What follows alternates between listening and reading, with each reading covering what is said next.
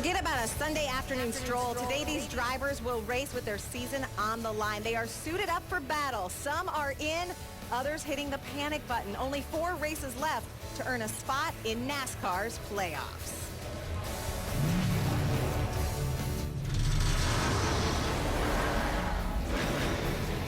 Welcome to NASCAR Countdown to Green, served by Sonic, as we get ready to go racing. Michigan International Speedway is lightning fast. Today, drivers will circle this 2-mile oval 200 times at 200 miles an hour. And we are sitting right where those speeds happen. Countdown to Green, served by Sonic. Chris Devoda back alongside Kyle Petty and Brian Vickers. Brian, you won this race in 2009. Winning here is not easy, although the Gibbs drivers, with 3 cars right behind us close enough to touch, they've made qualifying look simple. But the theme here today seems to be uncertainty. Why? Yes, well, it's a new package. This is a package about Michigan, making Michigan against Michigan. Uncertainty is the key word. No one really knows what's going to happen. I think it's going to be exciting. 2, 3, 4 wide racing with this new package is going to be wild.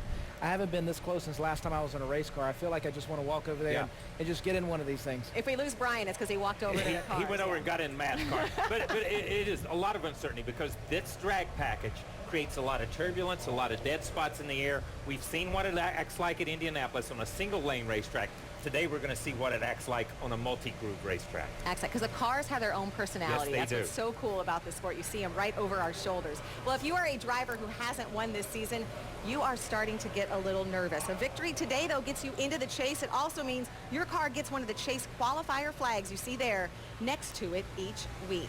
A couple of storylines for this race, taking a look at our Sonic menu. For the first time in their history, Joe Gibbs Racing has drivers starting 1, 2, 3. JGR looks for their 5th win in 6 races today.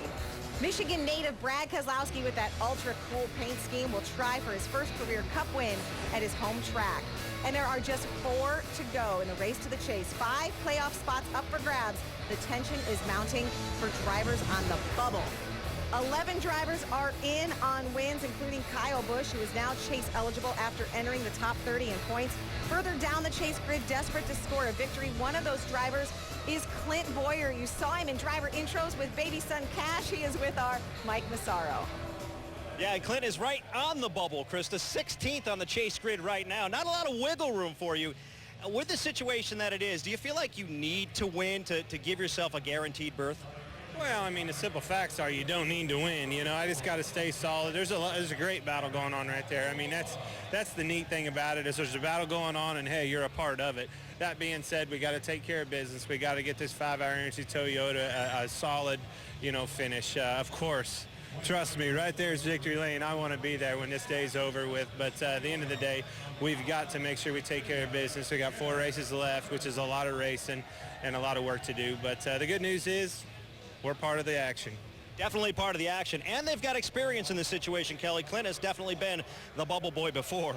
Yeah, just 1 point ahead of Clint, though, is this guy, Ryan Newman, 51 points over that chase cutoff line. Last year, you got in based on points alone. How comfortable are you with your position this time around, with just 4 races to go? I can't say I'm comfortable, but I'm in a better position than some, and I feel like we got a good enough car. Caterpillar Chevrolet is good enough to win. It's a big track position race it's going to be today, so we'll see how it all works out. But just honored to have Buddy Baker on the car, put him on the passenger door roof, and he meant a lot to me. And thoughts and prayers go out to his family, obviously. But this is one of the first places we came to test. And he taught me quite a few things, so I appreciate his friendship, and honored to have him on my race car today. Been an emotional week for a lot of these NASCAR drivers, Krista.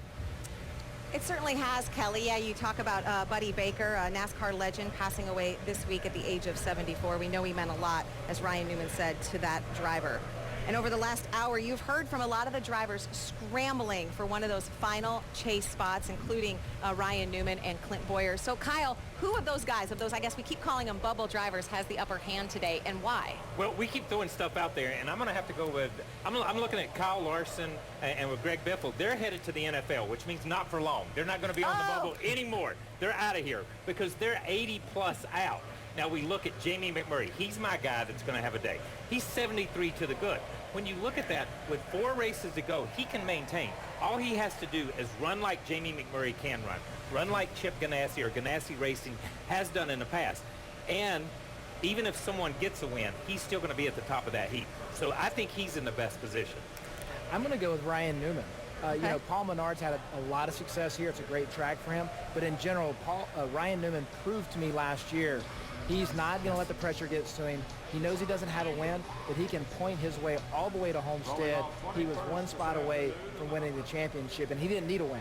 So I'm going with him. I think he's got what it takes. They've proven they can do it.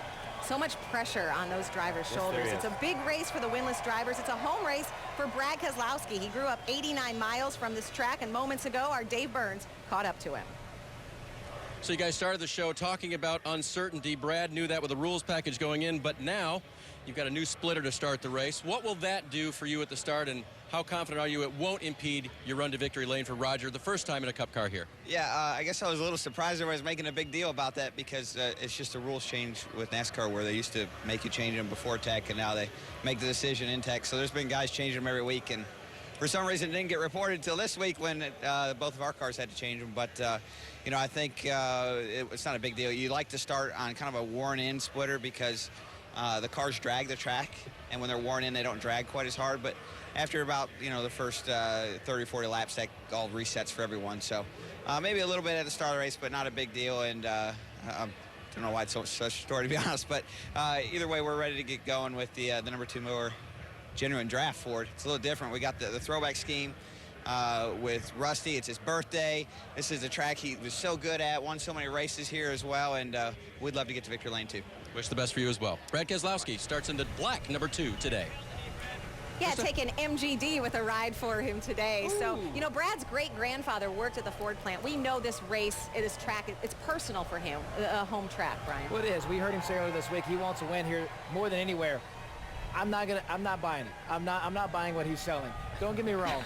Your home track matters. I always wanted to win so bad at Charlotte. It was my home track, born and raised in North Carolina. I'm sure you know that feeling. But when you start the season, if you said, okay, Brad, you can get a trophy at Indy or Daytona or a trophy at Michigan, no chance he's picking Michigan.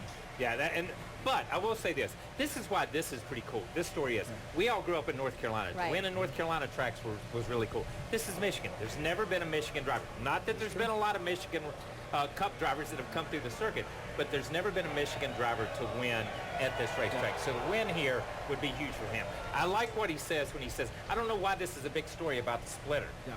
All drivers say that when you're caught with something. Okay? All drivers say that. And let me tell you something. 41 other drivers didn't get caught with anything. That's why this is a story right now.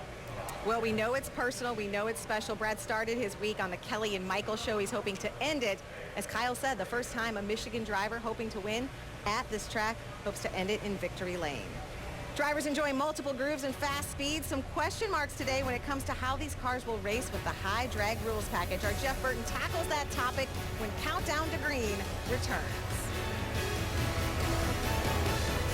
Countdown to Green is served by Sonic's 25 flavors of shakes.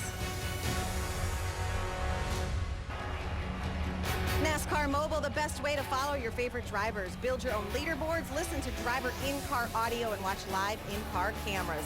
Go to NASCAR.com/mobile. This track is known for speeds in excess of 200 miles per hour. And whoa, we almost saw him right there. A driver ride-arounds David Reagan.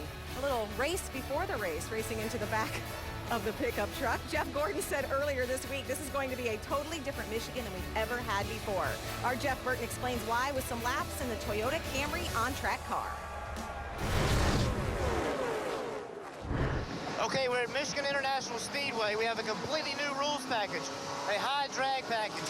The hope is that the cars will make a lot of speed on the straightaways and trying to catch somebody, and the fear is that in the corners, there'll be too much weight and the cars won't be able to handle well. The difference about this racetrack versus Indy is we have a lot of grooves here. I'm going to slow way down here, and I want all of you guys to look at all the seams on the racetrack. The drivers use these seams kind of as a guide. My left sides are on a seam. There's another seam here. There's another seam all the way here. But you don't want your tires on those seams because a lot of times there's no grip. As I'm going up the front straightaway, I'm thinking about I want to run the high line. So you have to enter the corner very high. You have to hold a constant radius around the corner. The key to running the bottom is you get the left sides right at the white line, and you just stay on this white line as long as you can. This front straightaway, we're going to see people all the way down here making the pass. It's rough here. If you get down here, you're going to see a lot of sparks flying as your car bottoms out. A key factor in today's race is going to be restarts. I accelerate, I take off. As I'm accelerating, get to the start-finish line, look at all the places I could go. I could go all the way to the bottom, I can go all the way to the top. If you get into turn one, though, eventually everybody's got to find a line. There's no banking on the bottom, so it's hard to make ground all the way down here. So we ran this high drag package in Indy with mixed results. But remember, Indy's a one-groove racetrack. Look at this racetrack. I got 2 grooves on the bottom, I got 2 grooves on the top. A place for drivers to go rather than just following another car could make the package work well here in Michigan. There you see the driver on the pole sitter. Matt Kenseth going to lead this field to green, but we know Rutledge pre-race festivities always fantastic here. You're in the midst of it all, right? Yeah, I'm right down here on pit road right now, and the action is really taking off. We just saw they just wrapped up the red carpet for driver intros. We're still seeing some of the trucks come back down. We just saw Blaney and Biffle coming by. But this is really the moment that people love when everyone's ready. Okay, we're getting done with the pomp and circumstance. We're getting ready for the intros. The fire of the engines, everything right now is happening. The weather couldn't be better. A few clouds up there, but everyone's ready to get this race going. So important to the manufacturers, this race, not necessarily on the schedule, but just emotionally what it means to them with so many manufacturers being from Detroit. It's an exciting time right now, Krista. Absolutely. You saw the pole sitter, Matt Kenseth, putting daughter Grace into the back of the pickup with him. There's Brad Keselowski, a fan favorite, and David Reagan waving to the fans. Greg Biffle, also a fan favorite, the man who owns that car, Jack Roush. We're going to have a very special look at his life and career next. Next Sunday at 2 Eastern, the Verizon IndyCar Series is on NBCSN. With only 2 races remaining, the fight for Indy's championship is wide open.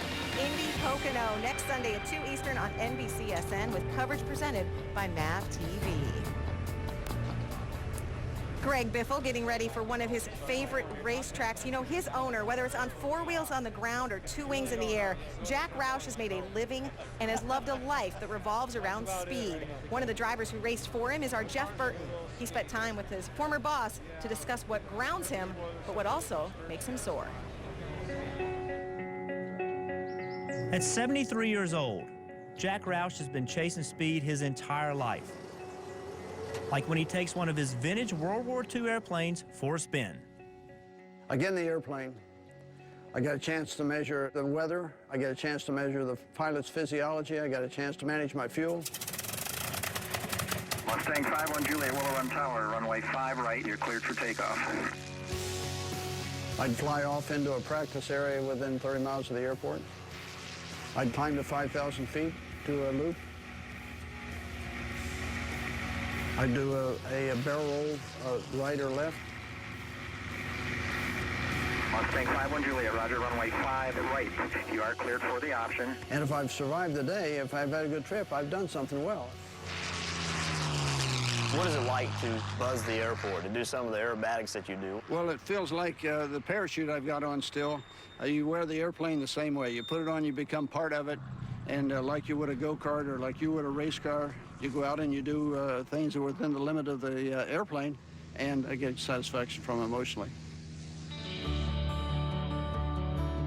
I spend my life trying to fix things, understand how things work, and fix them.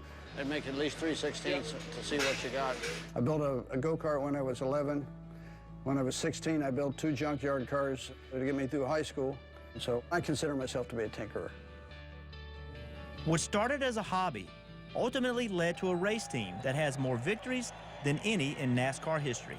Kurt Busch is the 2004 NASCAR Nextel Cup Series champion. Jack is just a true competitor. He is a racer from the word go. It's been a great record. I've been surrounded by great drivers and great crew chiefs and taken me to those victories. Roush has had extraordinary success, and he knows he's lucky to have been around for much of it. In the past 13 years, he's piloted 2 planes that have crashed.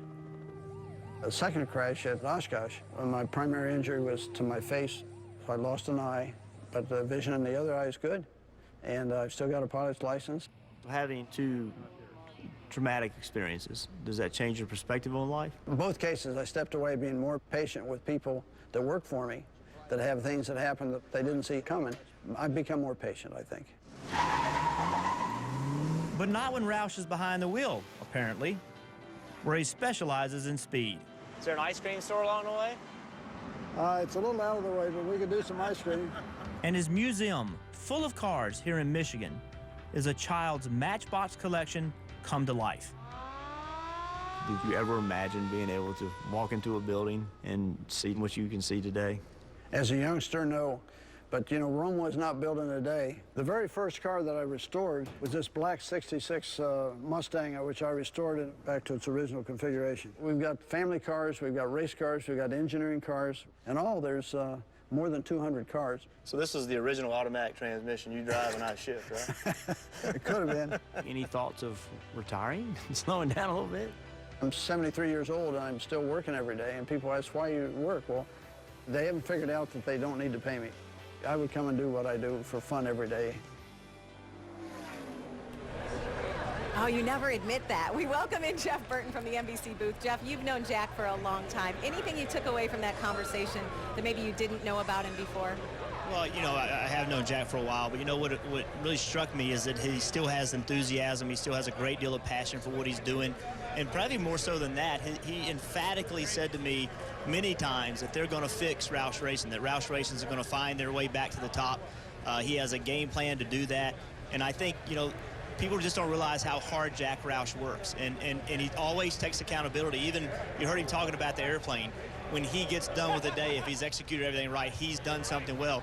That's Jack Roush in a nutshell. He looks at himself, holds himself accountable. And by the way, he holds all of his employees accountable too. But he does the same thing to himself. Well, thank you very much. And I'm guessing you got some ice cream out of that trip as well. Have a great race today, Jeff. Thank you. I'm back here with Kyle and Brian. I mean, Jack Roush has outrun some of life's most precarious situations. I'm telling you, those 2 plane crashes would have stopped a lesser man. But I think we saw in those photos, and we heard in his voice, and we heard it from Jeff Burton, the passion for this sport and the passion to chase speed. And what a great line, a passion to chase speed. Developed when he was 11 years old. I know he's 73. My father's 78. He still drags to the racetrack every week because this is what he knows and this is what he loves. I love seeing that story. I mean, it tells you right there. You can see the passion in his eyes. It's why he goes to work every day. It's why he can go to work every day, is because he still goes to work every day. But I'll tell you this, when you see a guy like that with that much passion, when he says he's going to get Roush Racing back on top, I got to believe him. Yeah, you believe it. Well, that passion is about to roar to life here at Michigan. The driver who wins today gives his or her owner bragging rights. It's not easy, but the one who does it best keeps playoff hopes alive. Rick Allen, Jeff Burton, and Steve Letarte take over when we return to Michigan. Countdown to Green has been brought to you by Sonic's 25 flavors of shakes. Welcome back to Countdown to Green, served by Sonic. Number 1, Rick Allen alongside the mayor, Jeff Burton, and crew chief Steve Letarte. When we come to Michigan, there has been one team, actually 2 teams now, that have separated themselves from the rest of the pack.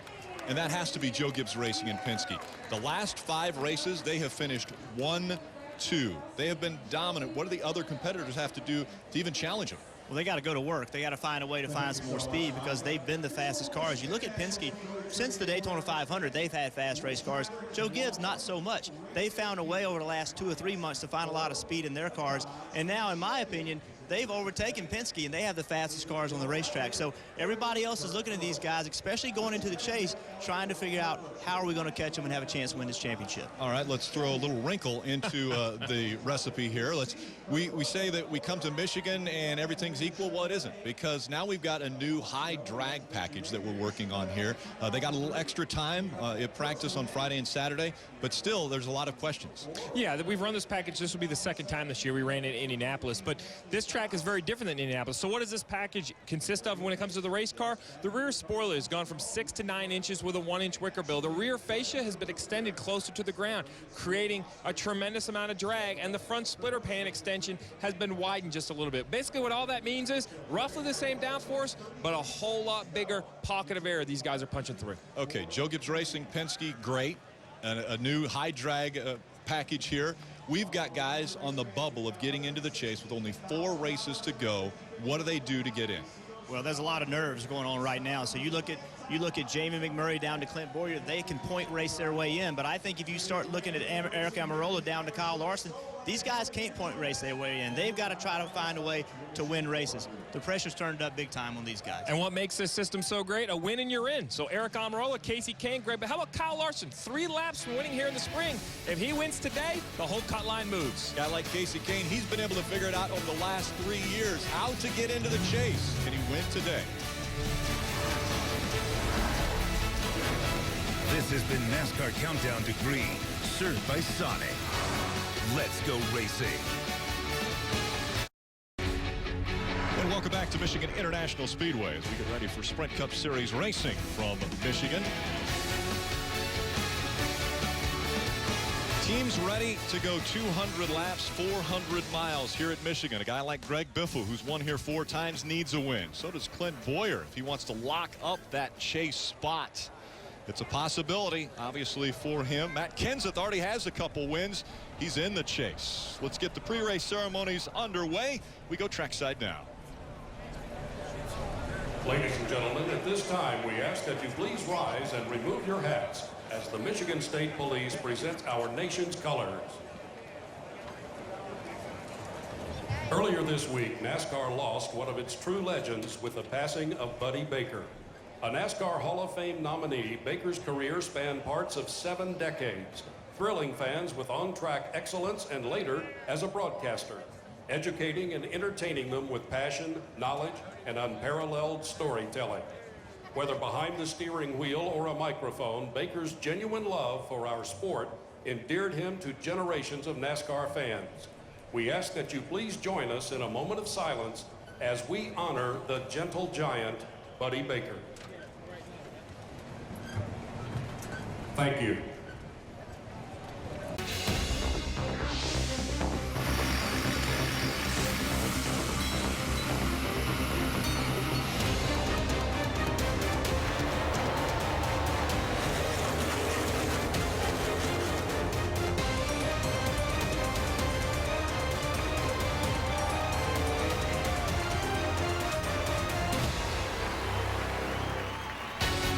Michigan International Speedway, 70 miles from Motor City, Detroit, Michigan. Getting ready to go 400 miles here around this 2-mile racetrack. Take a look at our starting grid up front. Matt Kenseth wins the pole alongside his teammate. It's the 3rd pole of 2015 for Kenseth, but just his 1st at Michigan. In row 2, we have 2-time winner at this racetrack, Carl Edwards, and Austin Dillon, who's going to the rear with an engine change. Tony Stewart and Kyle Busch make up row 3. Kyle Busch will also have to go to the rear of the field due to a practice accident. He'll be starting in a backup car. Back in row 4, Kevin Harvick has finished runner-up in 4 of the last 5 races here. He has a win here, but it was way back in 2010. In row 5, we have 2 drivers with past wins on this racetrack, Dale Earnhardt Jr., Joey Logano. Row 6, 2 drivers staring at the chase bubble cut line. Casey Kane just below, Clint Boyer just above, both looking for a win to secure their spot in the playoffs. Back in row 7, Brad Keselowski. You know, no Michigan-born driver has ever won at Michigan. He wants to change that stat today. Row 8, we have Sam Hornish Jr., and the winner here in June, Kurt Busch. Row 9 is Ryan Newman and Jamie McMurray. Ryan Newman already a 2-time winner here at Michigan. Back in row 10, a 4-time Michigan winner, Greg Biffle, looking for a win if he wants to get in the chase. Let's talk to him. Hey, Greg, it's Jeff Burton in the NBCSN booth. You with us? Yeah, I got you, Jeff. All right, there's been a lot of talk this week about this rules package. Tell us what you think is going to happen here today. Well, like you said, we haven't been grouped up yet, going to the green like this with 20 cars around us, so we really don't know what to expect. We think it's going to be a little bit loose in traffic and a little bit tight by ourselves. But I've been around a few cars, not this many, so turn 1 is going to be exciting. All right, Greg, this has been a really good racetrack for you. Tell us about your thoughts for today and your team. Yeah, I feel pretty good about it. Our final practice, we were pretty decent on speed and ran around the 20 car, which on the pole. So we felt like we hung with him on a new set of tires. So we think some track position, we might be able to run with these guys. All right, thank you. Good luck. Have a good day. Thanks. As you see, we'll be riding along with a few different drivers. Included in that is Greg Biffle. Also, the 13 of Casey Mears carrying an in-car camera. That is the Geico in-car, and he will start 40th on the field. Greg Biffle, we just heard from, starting 20th with the Sprint on board. Starting 12th, the 15 of Clint Boyer and the 5-hour Energy onboard camera. Joey Logano in the 22 starts 10th with the Coca-Cola in-car camera. Dale Earnhardt Jr. also carrying a camera. That's the Chevrolet camera. He'll start 9th today. Kevin Harvick starting 7th has the Jimmy Johns in-car camera. And in the second row, starting 3rd, the Toyota onboard, driven by Carl Edwards. So it's the field working their way around at Michigan International Speedway. To find out more of the storylines we're going to be following, let's go to pit road and Mike Massaro. Rick, it's been a rough couple of weeks, to say the least, for Kasey Kahne. A finish of 43rd in Pocono, 42nd in Watkins Glen.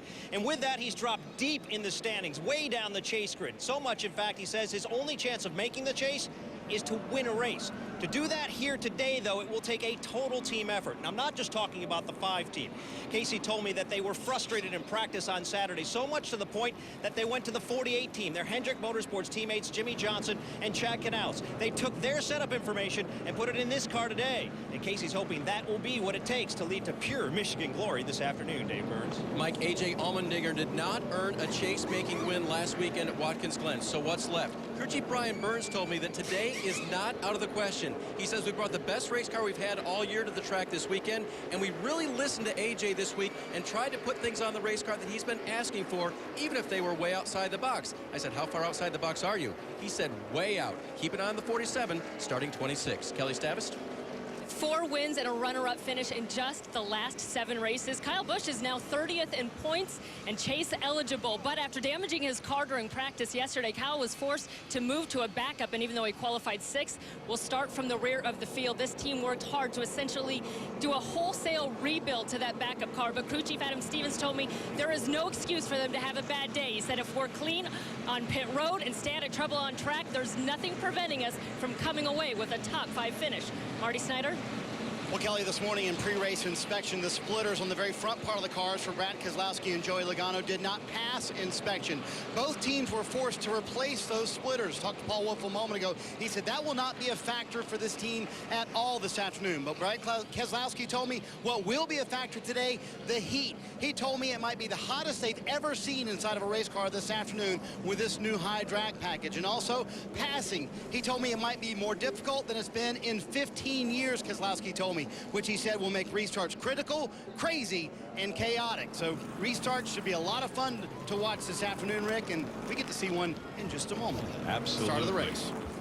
Right at the top of the race. You saw a little speedy dry going down. The track's working on that. Want to take a look at the particulars of Michigan International Speedway. 2 miles in length, 18 degrees. The banking in the corners, 12 degrees on the front stretch. Relatively flat back stretch at 5 degrees.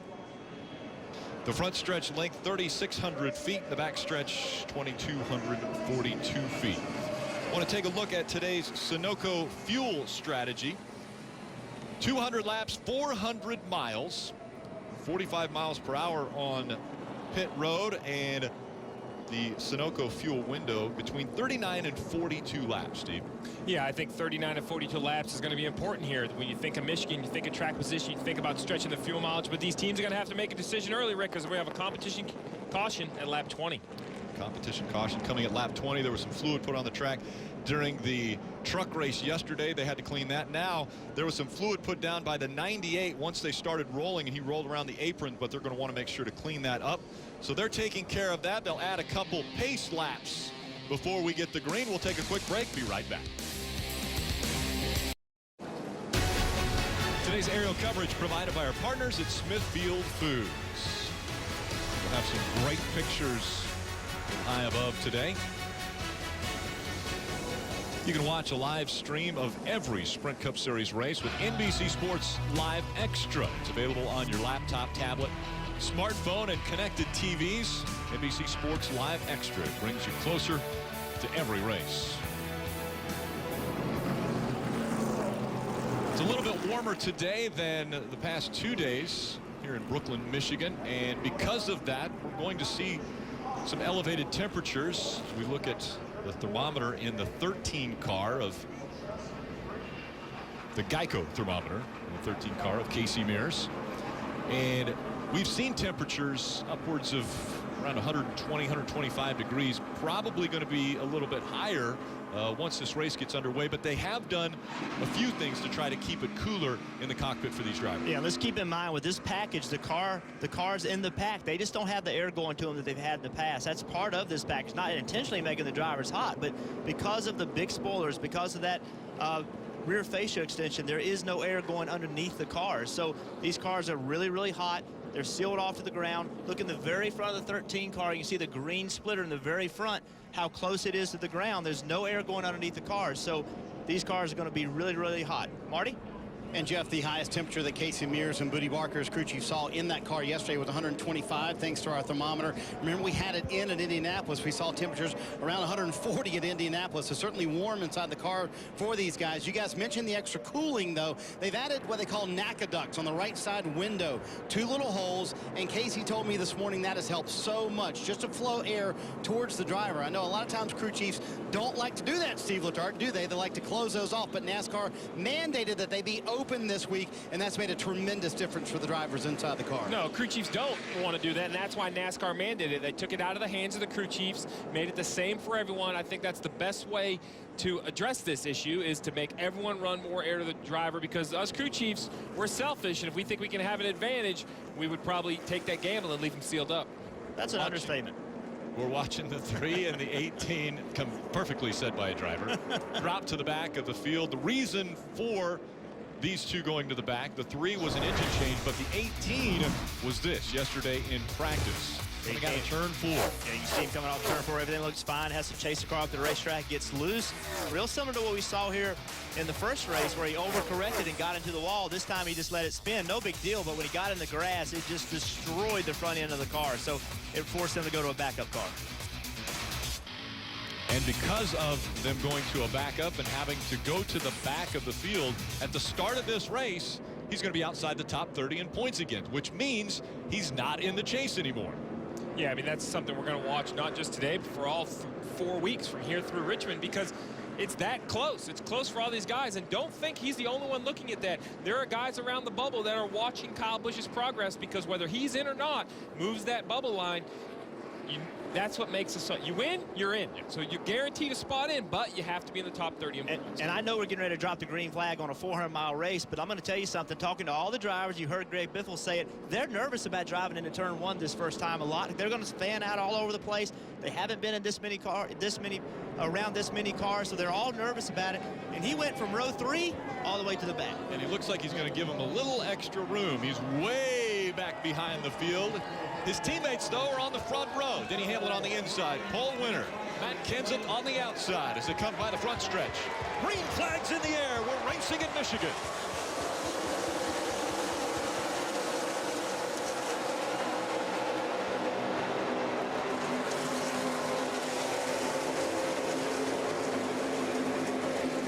Around early into the apron is a 55. David Reagan slides onto the apron, back up in front of the field.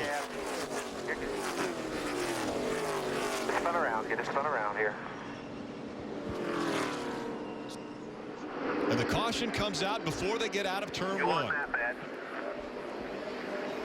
There he is, Kyle Busch. He was so far behind the pack. I mean, he was a half a straightaway behind the last car. He was anticipating that wreck. I spoke to him last night. He said, Jeff, they're going to wreck on lap 1. I'm telling you, they're going to do it. That's why he was thinking so far back.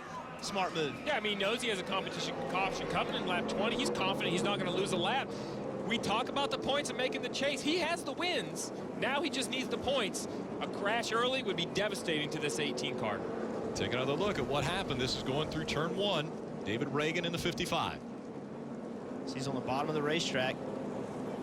Just the car just comes around. That's the car on the outside of you is always pulling air off.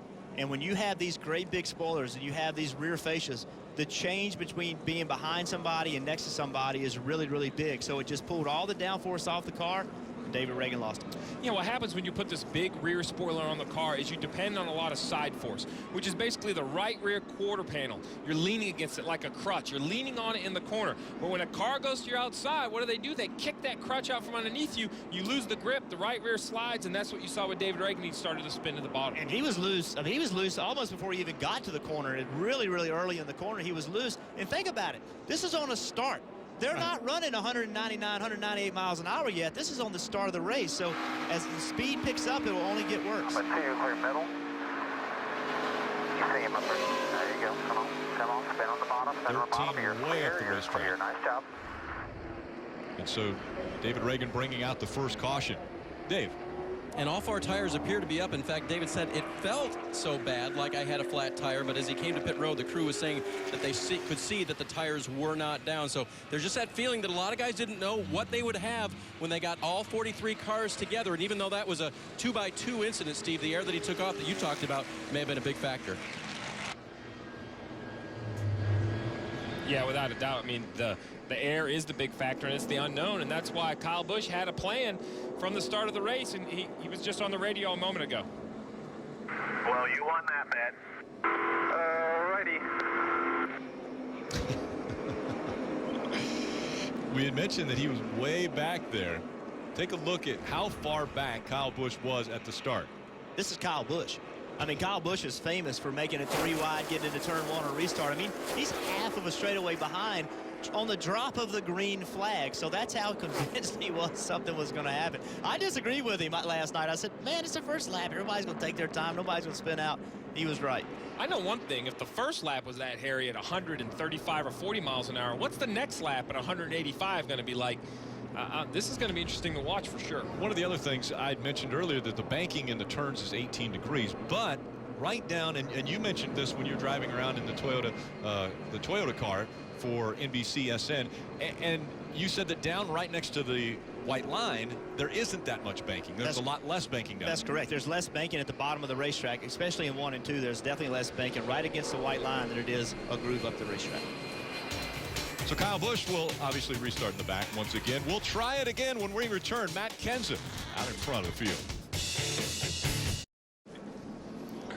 Welcome back to the Pure Michigan 400. NASCAR Mobile is the best way to follow your favorite drivers. You can build your own leaderboards, watch live in-car cameras, and listen to driver in-car audio. Go to NASCAR.com/mobile. Marty Snyder. Rick told you before the race that Brad Keselowski promised that restarts would be crazy today, and the start of the race certainly was that. Here's what his teammate Joey Logano was the conversation with his spotter Tab Boyd about how he wanted him to keep him updated on the starts and restart of the race. Info on the people in front of you, how much of a gap they have and whatnot. Yeah, just so if I'm tucked up, pushing someone I can't see, just like Daytona. On this restart, it's a white track. Be ready for guys dive bombing, doing stuff. And Jeff, they talk about that not being able to see that spoiler in front of the car in front of them is just so big. It's hard to see through that, especially on these restarts when the cars are all packed together like that. Absolutely. 2x2 once again. This time it's Jimmy Johnson on the inside, Matt Kenseth on the outside. We'll try it again. Green flag back in the air.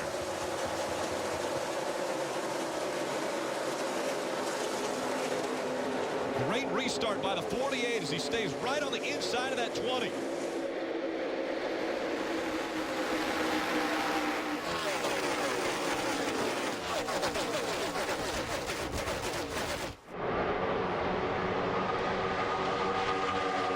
Carl Edwards to the inside of Joey Logano. Edwards trying to keep it right on that white line. Difficult to do already, we're seeing. You got to know these drivers a little bit nervous driving underneath somebody. But we saw Kevin Harvick toward the back of that pack. He made a big, bold move getting into turn 3. Got about 3 cars in that corner. Boyer on the outside. Carl Edwards down low again. Behind him, the 14, Tony Stewart. Carl Edwards making the pass on Clint Boyer. 2 wide once again down the backstretch. This high drag package punching a big hole in the air for the cars behind these guys, especially the ones going 2x2. Yeah, remember, the further back you get in that pack, the worse it's going to drive. So these guys out front, their cars aren't driving great, but the guys in the middle of the pack, their cars are not driving well at all.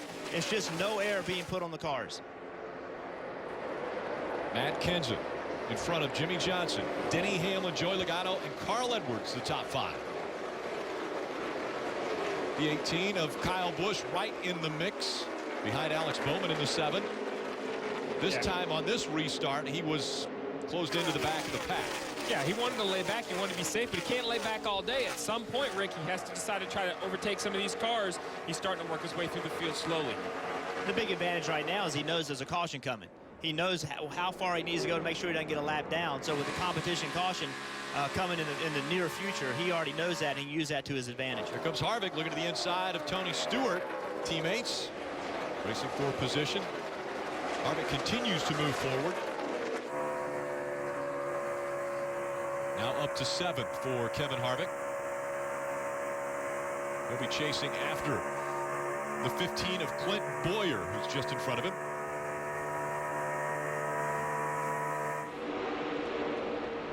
The 2 of Brad Keselowski closes the gap between himself and Tony Stewart. Multiple lines here. Jeff, you mentioned it with the Toyota on-track car. Many lines that you can choose from, but you have to make that decision when you enter the turns. That's right. If you try to run the top, you have to enter on the top. You can't run the middle of the racetrack and let the car go up the racetrack. We see some debris on the racetrack. I'm not even sure what that was, but you have to commit. You have to commit if you're going to run the top or run the bottom or run the middle on corner entry. You can't do it after you get to the corner. You have to hold a constant radius. See a little bit of debris on the track, but we stay green. See if NASCAR will make a decision about that piece on the track. Paul Menard, and there's the caution. They called it for the caution, or excuse me, the debris. The caution called for now the 2nd time. Yeah, I think most of these drivers are hoping just to get to the competition caution without having to have another restart. Now that they've been around other cars, they know more of what their car is doing. They can go in and make a change to their car. They were planning to do that at the competition caution. I don't think they're going to pit at this point. And again, the competition caution scheduled for around lap 20, but this is already the 2nd caution of the day.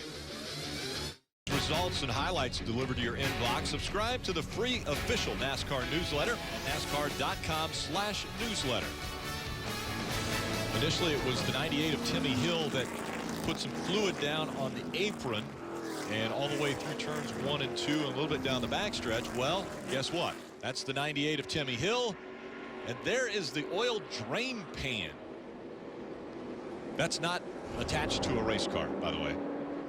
Yeah, I don't think NASCAR will be very happy about that.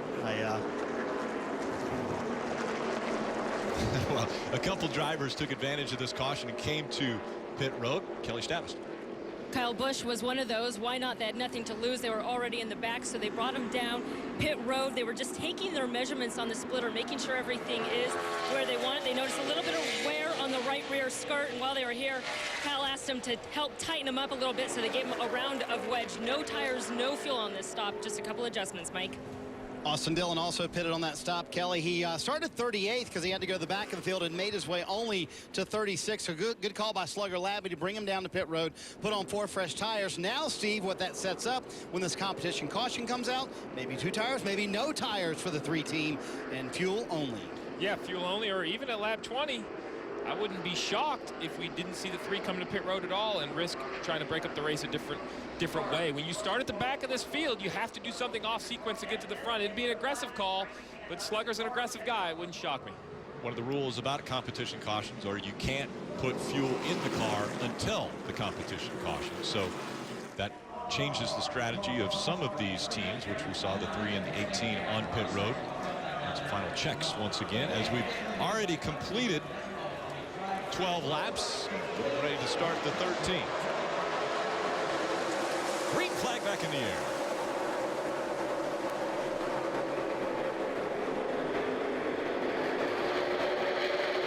You already see how important it is with this high drag package to have help the 22 push the 20 down into turn 1, and look at the amount of the lead that the 20 will have off turn 2. Denny Hamlin was on the inside, and he continues to fall back. That inside line on those restarts are very difficult. Hamlin, remember, started this race second and now has fallen back to fourth, and he's fighting back now on the bottom of the track. 3 wide. Coming out of turn number 4. They stay 3 wide across the stripe and into turn number 1. Will they sort it out, or will they stay 3 wide? They do. It's so hard where Ryan Newman was to try to make that work on the bottom, getting in the corner. He did the right thing and just kind of falling back in line. If you get, it's almost like plate racing a little bit, in that if you get hung up on the bottom and you lose that momentum, the top lane's going to be coming and you could lose 3, 4, 5 spots.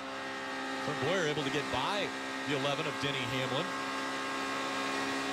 And holding on to the 4th spot as Hamlin all over his back bumper. And we saw the car behind another car affect the way the front car handled. Saw that earlier in practice. 15 of Clint Bowyer definitely looking for a good finish, potentially a win if he wants to get into the chase, Mike. Yeah, and speaking with his crew chief Billy Scott this morning, they were pretty optimistic with this package that they can get that job done. He knew that everybody was going to be loose, but he felt relative to the competition, their car was a lot less loose than most. And we can see as he navigates his way through traffic, that might be the case. Meanwhile, the guy in front of him, Jimmy Johnson, he's another guy saying he's been loose throughout the course of this run. Chad Knaus got on the radio during that caution and say, hey, Jimmy, keep the car as close to the front as possible, because the further you go back, the looser that car is going to get. Good strategy by the crew chief. Keep it toward the front. Well, I mean, you know, it's obvious you want to be toward the front, but I think it's even more so with this package. All these drivers that are back in the pack, we're hearing them talk about how loose they are behind other cars. So track position could mean more today than it normally does, because, you know, if you're running 3rd versus 15th, that's a huge difference in how your car drives. And the other thing, Steve, is how do you adjust your car? If you're back there in 15th, you've got a handling problem that you're not going to have in 3rd. So if you adjust your car when running 3rd and you fall back to 15th, well, you got a completely different problem. Yeah, this battle between the 78 of Martin Truex Jr. and the 11 of Denny Hamlin, it's a perfect example of Michigan, what we talked about at the top of the show. Unlike Indianapolis, when there's only really one way to go through the corner, there's at least two, possibly later in the race, 3 lanes as it widens out towards the top. The 78 is faster. He continued to chase that white line.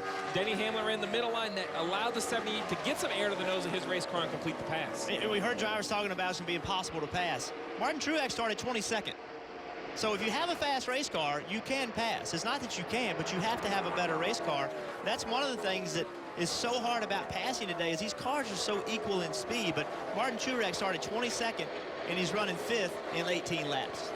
There's Greg Biffle just in front of Kyle Larson. 2 drivers really need to get a win if they want to make it into the chase. Jeff Gordon already in the top 16 in points, but not locked in. You know, I love that point you make, Jeff, about, you know, someone's out there passing. I believe every time you come to a track with a rule change, any sort of adversity, anything different for the field, what's the mindset coming in? Someone is going to lead Michigan a winner. Someone today at the end of 400 miles is going to be a winner. These 2 guys in the streak, Greg Biffle in the 16, Kyle Larson in the 42, they needed to be them to punch a ticket into the chase. Jeff Gordon right behind him, also looking for that win. The mindset, the approach to this race needs to be that someone's going to win. Why can't it be you? And be open-minded and continue to work on your car. Kyle Larson, since the restart, had moved 10 spots. Now make that 11 as he gets by the 16, or excuse me, was at 9, now moves up to 10. He and Almirola have both passed 10 cars since the restart. So there are guys out there that are making the move toward the front. Yeah, no question. It's difficult. I mean, it's, you know what, racing's supposed to be difficult. It's hard to pass these cars. These are good cars that you're having to pass. So, but there are cars making it happen. I mean, 10 spots, 10 spots, 7 spots. That's a lot of people to be passing since the restart, and not that many laps.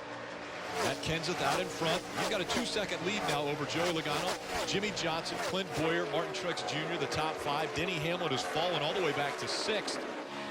Carl Edwards, Kevin Harvick, Kurt Busch, and Dale Earnhardt Jr., the top 10. Biffle currently 19th. You see Jeff Gordon making the move, and the competition caution comes out. So now the teams will have to decide if it's way too loose. How do you fix that, crew chief? Well, you know, that's really the challenge, because the challenge is, why are you loose? If you're loose because you don't have enough wedge or dynamic setup in the car, you can crank on the wedge bolts and fix that. But if you're loose purely because of aerodynamics, it's very hard to adjust that. And it's like Jeff mentioned, if I go to pit road and I'm convinced that I can fix this car and I tighten it way up, and next thing you know, you have clean air, the car won't make the corner because it's tight. That is the biggest challenge. Today is going to be about compromise. Who has the best car in and out of traffic? Because even the leaders eventually are going to be lapping cars. They're going to find traffic. It's only 2 miles. There's 43 cars out there. They're all going to have somebody in front of them at some point. And even if you think 4 tires are better than 2 or 2 are better than none, are you better off with track position or a better handling car? Because track position fixes a lot of things. Sure. So that's another thing the crew chief's got to make a decision of. And the drivers have to be communicating. I got to be telling my crew chief, hey, look, here's a problem I've got. I know I'm going to have to deal with this, but don't get me in 15th. Putting 4 tires on this car is not going to help me. It's going to hurt me. So that's a communication the driver and the crew chiefs have got to have. And every car is different. There's not a formula that works for every car. Every car is different. And if you pit right now, you will not start in the front row, because someone is staying on the racetrack. Someone's going to stay out and get that track position. Maybe it's Austin Dillon. We saw them put tires on. He's still back in 42nd. Maybe Slugger Labbe decides to stay out and try to get track position. Who will gamble and stay on the racetrack, as quite a few are ducking off of the racetrack and onto pit road? Mike? Jimmie Johnson saying his car is loose, especially off of turn 2 and into turn number 3. It appears to be a right sides only call on the 48. Meanwhile, the 15, Boyer also going right sides only. The balance on that car neutral. Marty. Joey Logano, bottom left of your screen, says the car is actually tight, especially in 3 and 4, and it gets worse every lap. Planning on a 2-tire stop for Joey Logano. Bottom right of your screen is Matt Kenseth. There'll be 2 tires for him as well. He said he needs more overall grip, but he needs to lean on the car a little bit more in 3 and 4. Looks like Joey Logano wins the race off pit road. And we take a look at the race off pit road, brought to you by Geico. Kenseth, Logano, Keselowski, Hamlin, Dale Earnhardt Jr., the top 5 off pit road. Welcome back to Michigan International Speedway as the competition caution has come out. It was the 3rd caution of the day already. And Austin Dillon in the 3 decided that they would stay out on the track. They came in the previous caution, put tires on that car. Now we'll see if they can stay out front. Back to racing in Michigan.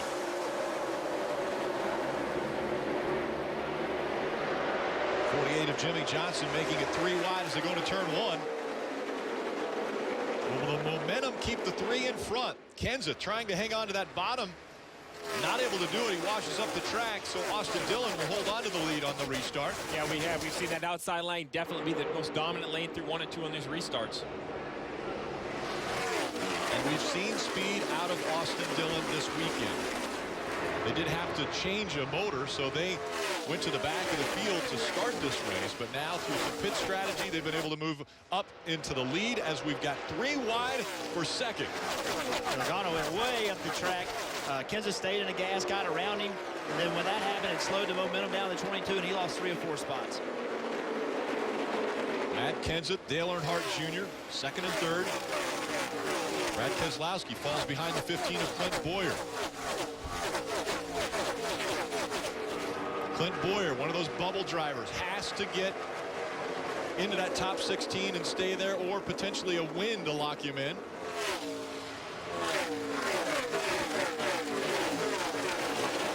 Push on the outside of Jimmie Johnson. Carried a lot of speed through the middle of 3 and 4, was able to move on the outside of him. The 78 making it 3 wide on the bottom. Big move by Martin Truex Jr. to the bottom of the racetrack, trying to get by both the 4 and the 48. What a move by Martin Truex Jr. Is that a product of this high drag package? Absolutely. What you're seeing there is a guy with a little bit of momentum with 2 cars side by side. They really stall one another. That's not only hurting those 2 cars, but giving a big draft to the 78 who is behind him. Great run by Martin Truex Jr. to get by those 2 cars. Mike?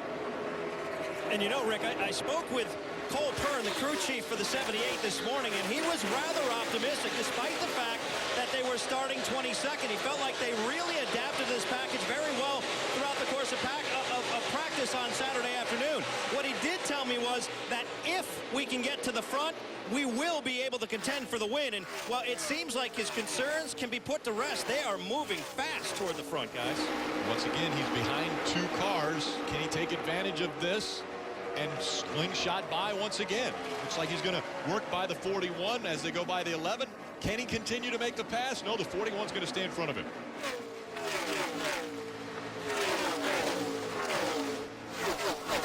But it looks as though he's found some opportunities to get by some of these other drivers when they go side by side in front of him, Jeff. Yeah, no question. We saw earlier, look at Truex behind Johnson, Harvick. They're side by side, and that just slows them down. So he gets a big run, makes a left, and just clears all of them. So like Steve talked about a moment ago, 2 cars side by side creates a tremendous amount of drag. We've seen side drafting at Daytona and Talladega. Think about that, how when you pull next to somebody, you slow that car down. That's what we're seeing here. You slow the car down, you get a run, and then you try to clear both of them. Yeah. Looks like he's got a run now on Kurt Busch. Gets right up to that back bumper. Patience is a key, though. If you take that run before it's ready and you lose your momentum, you're going to lose a tremendous amount of time. So Martin Truex is being very patient, waiting to the corner, trying to get an advantage. There's something he's feeling in the seat. There's a certain amount of run he needs before he wants to pull out a line. And you can see the 78 when he got behind the 41, he got loose. You saw the car wiggle a little bit as he started up the racetrack, and now you see him catch him back getting into the corner. So that's a product of this package. Loose behind a car, but then you gain back on the straightaway, ultimately trying to keep the cars closer together. And when you talk about information, it's not just for the driver, it's also for the crew chief. Look at Austin Dillon. Look at the lead he has over the 20 of Matt Kenseth. Crew chiefs on pit road are paying attention to this. First of all, this is a shot in the arm for any race team because you want to know that you have a car that can lead the race. And Slugger Labbe and Austin Dillon are proving that to themselves right now. They came and put 4 tires on at lap 11, decided to stay out at lap 20. Now, while they're at a big disadvantage for fuel, they're not at a disadvantage for speed. This tells me if I'm a crew chief, I'm instantly making a note. I'm racing this race backwards. I'm getting really aggressive. Whatever I can do to get track position late, even if it's on old tires, Marty.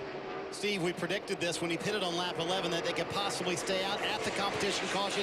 Exactly what Slugger Labbe decided to do. And when they restarted this time, he made it very clear to Austin, push as hard as you can, get as far away from you can from second place. Don't save any fuel. Don't worry about that. The problem is they have to pit about lap 40, so they're hoping for a caution between now and then. And that lap 40 number coming up awfully quick, isn't it, Steve? Yeah, but even if he gets a big enough lead, I don't think he has one right now. You know, Michigan used to be a racetrack you wouldn't lose a lap on. But now that we've repaved this track, they're going around there so fast as we see a great battle between the 22 of Joe Logano, the 19 of Carl Edwards. You know, he's going to lose a lap, but we talked about it. These bubble guys, you can't sit back and wait for this race to fall in your lap. If you want to win, if you want to make the playoffs, you're going to have to go out and try to take the race away. It's risk versus reward. If the caution comes out after Austin Dillon pits, he'll be a lap down, but guess what? He won't have to pit the next time, so he'll get the free pass, so he'll get back in the lead lap. The free pass, when that rule was inducted years ago, it changed the strategy at some of these racetracks. The penalty for pitting early and going a lap down is not near as big as it used to be. When you're a team that has to win a race to get in the chase, it's a gamble worth taking because the risk is not that big. Austin Dillon, one of those drivers that's outside the top 16. If he could get a win, he could be in the chase.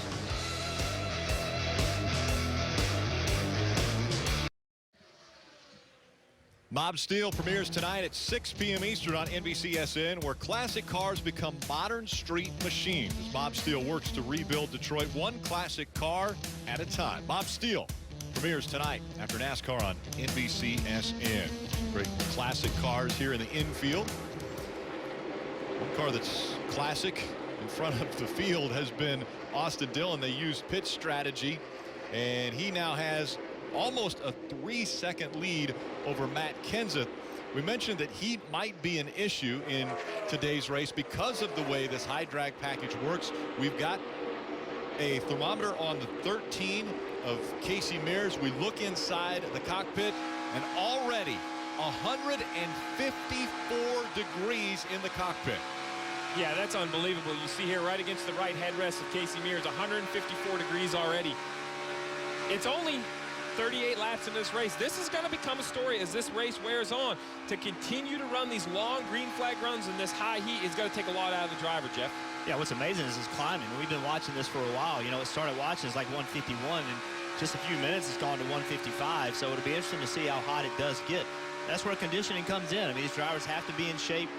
You got to find a way to get water in. You got to find a way to get any kind of fluids that's good for them. Every driver has a different opinion about what's good for them, but you've got to put fluids in this kind of day.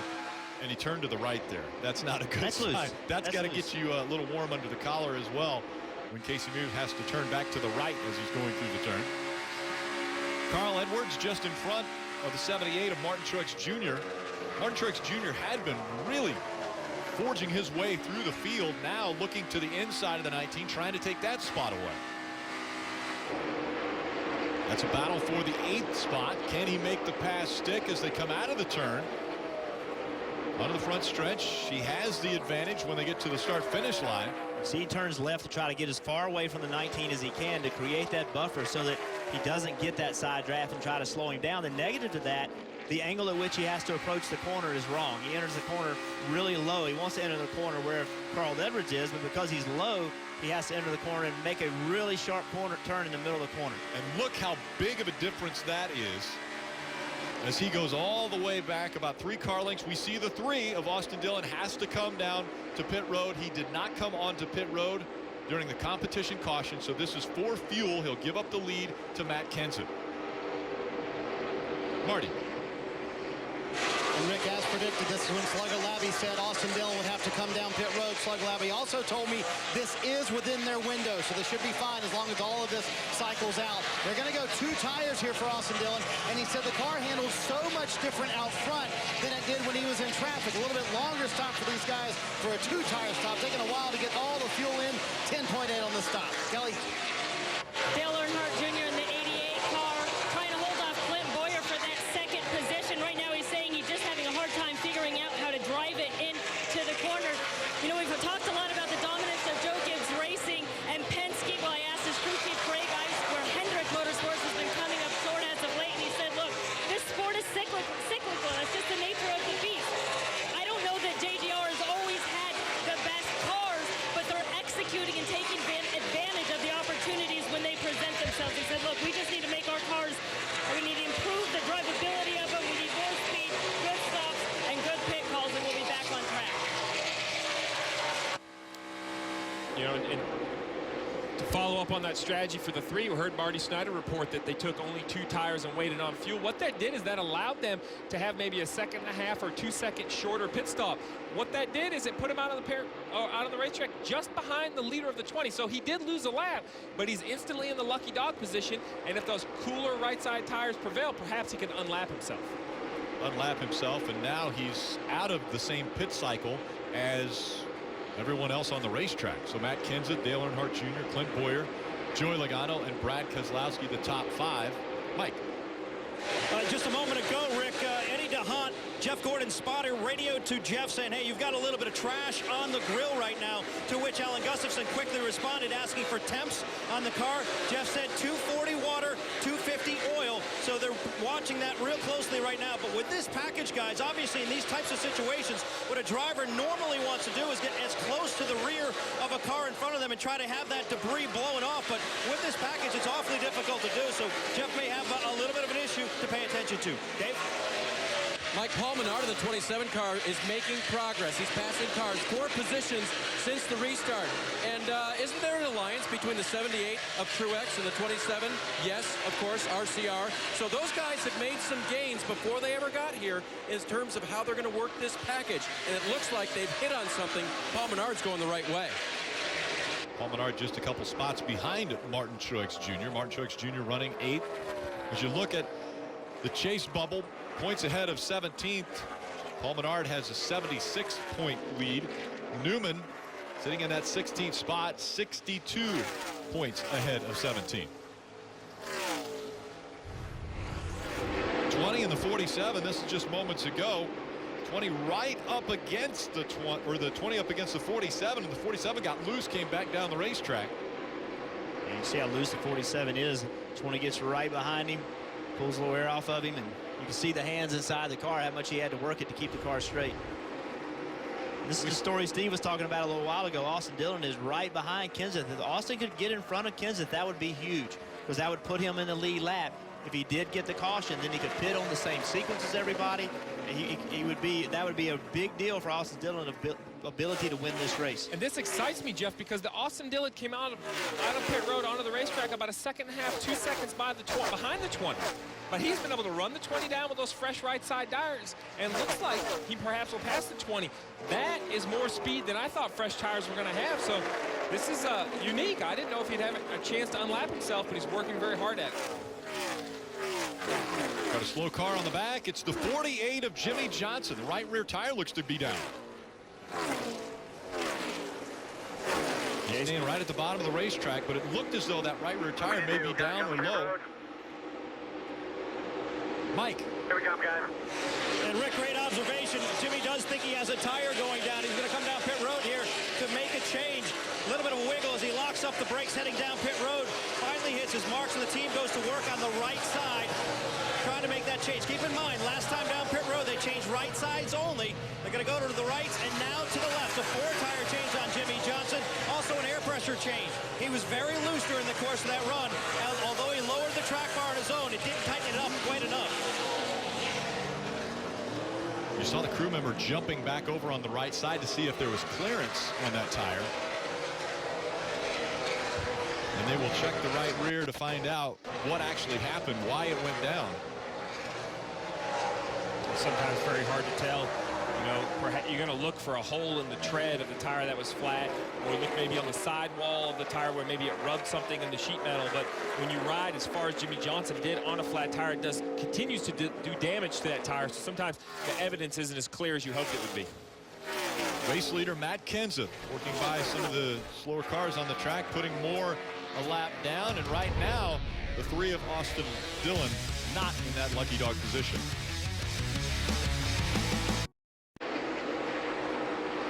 Welcome back to the Irish Hills. Today's aerial coverage provided by our partners at Smithfield Foods.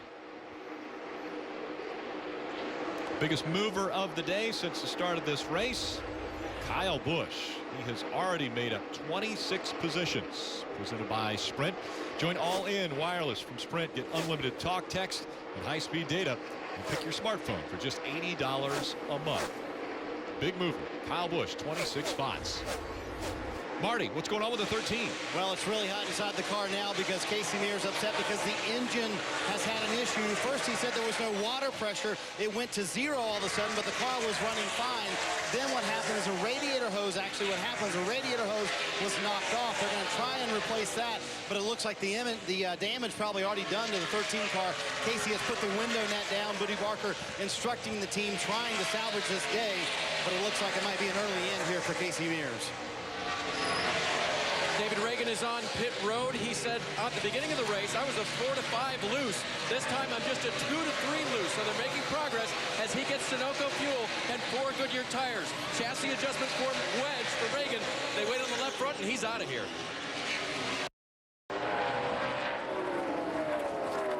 You see the green bars below some of the drivers on the top of your screen. Some of them will be yellow if they have a win and are in the top 30 in points. They will have a green bar and chase underneath their names. If they're in the top 16 in points without a win, they'll have a yellow bar underneath their names.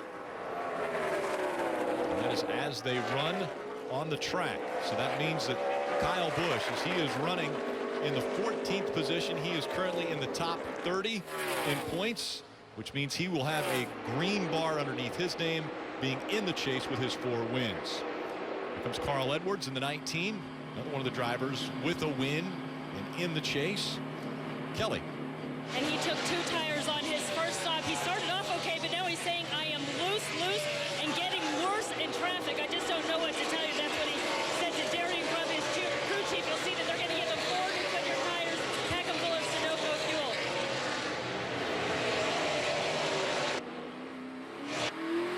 And a little bit early, Steve, for coming in. I mean, they came on pit road on lap 22, so we would have expected them to be able to go 40 laps. Yeah, about 5 laps early.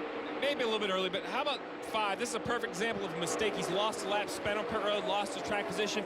Doesn't seem to be too early because here comes a 78, Mike. And Martin Truex Jr. saying that he was a little bit loose in turn number 2 over the course of that run. Only took 2 tires on the last stop, so they'll go with 4 here in a full load of Sunoco race fuel, trying to get Truex off pit road as quick as possible, just over 13 seconds, Marty. Mike, for Kevin Harvick, he said the car is just very erratic. When he's by himself, it feels one way. When he's in traffic, it feels a completely different way. Because of the fuel load, they're going to take 4 tires here. They take a packer on the left front and also 1 round on the left rear. Kelly?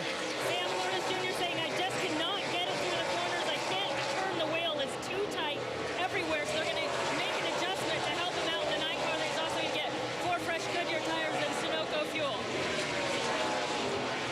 The 41 of Kurt Busch said it's plowing through the center and will not get off the turns. He's been using the track bar inside the car. And crew chief Tony Gibson saying, no, that's killing your center, but you need it on the straights. 4 tires for Kurt Busch, Marty. Brad Keselowski's been able to stay in the top 10. Kelly, you're going to see a wedge adjustment for him. He said 2 tied in and 3 off. It's also going to be 4 tires for that 2 car. Here comes Matt Kenseth down pit road, and he said when he was out front, the car was fairly good, but in traffic, he felt a little bit loose, and he lapped a lot of traffic during that run for Matt Kenseth. It's going to be 4 Goodyear tires for the man who led much of this run for Matt Kenseth. Kelly? Dale Earnhardt Jr. was running second. He said he had good grip everywhere else, but just loose entering the turns. They talked about going back on an adjustment they made on his previous stop, but they might leave it as is. 4 tires for the 88, Marty.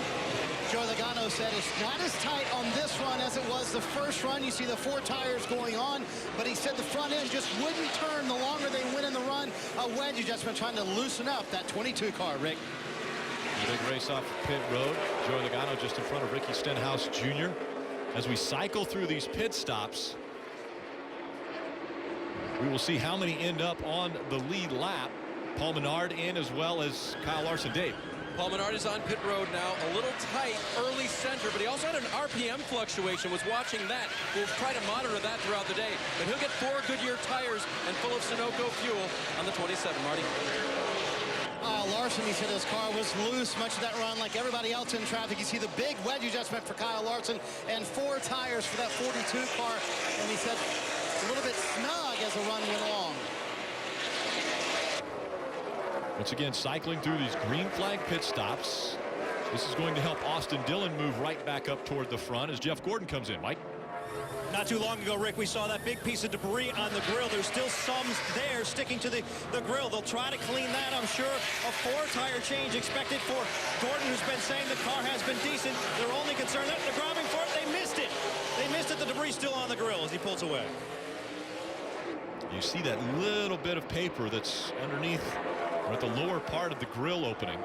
Yeah, the crewman tried to do it a little bit too quickly. I don't think it's enough to hurt anything. I mean, certainly it's not optimum, but there's the way it is, it's kind of thin and long. I don't think it's going to block too much radiator up. Comes a couple more cars onto pit road, including the 18 of Kyle Busch. Kyle was scored the race leader. Kelly.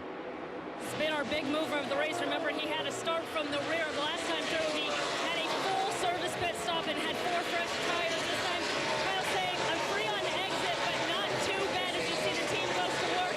And it's going to be 4 tires again for Kyle Busch in the 18 and a full load of Sunoco fuel. Team pit stop for the 18 as they're working their way off of pit road. Austin Dillon, Matt Kenseth fighting for the lead. Matt Kenseth trying to get back by the 3. After he had his green flag pit stop, Kenseth back to the front.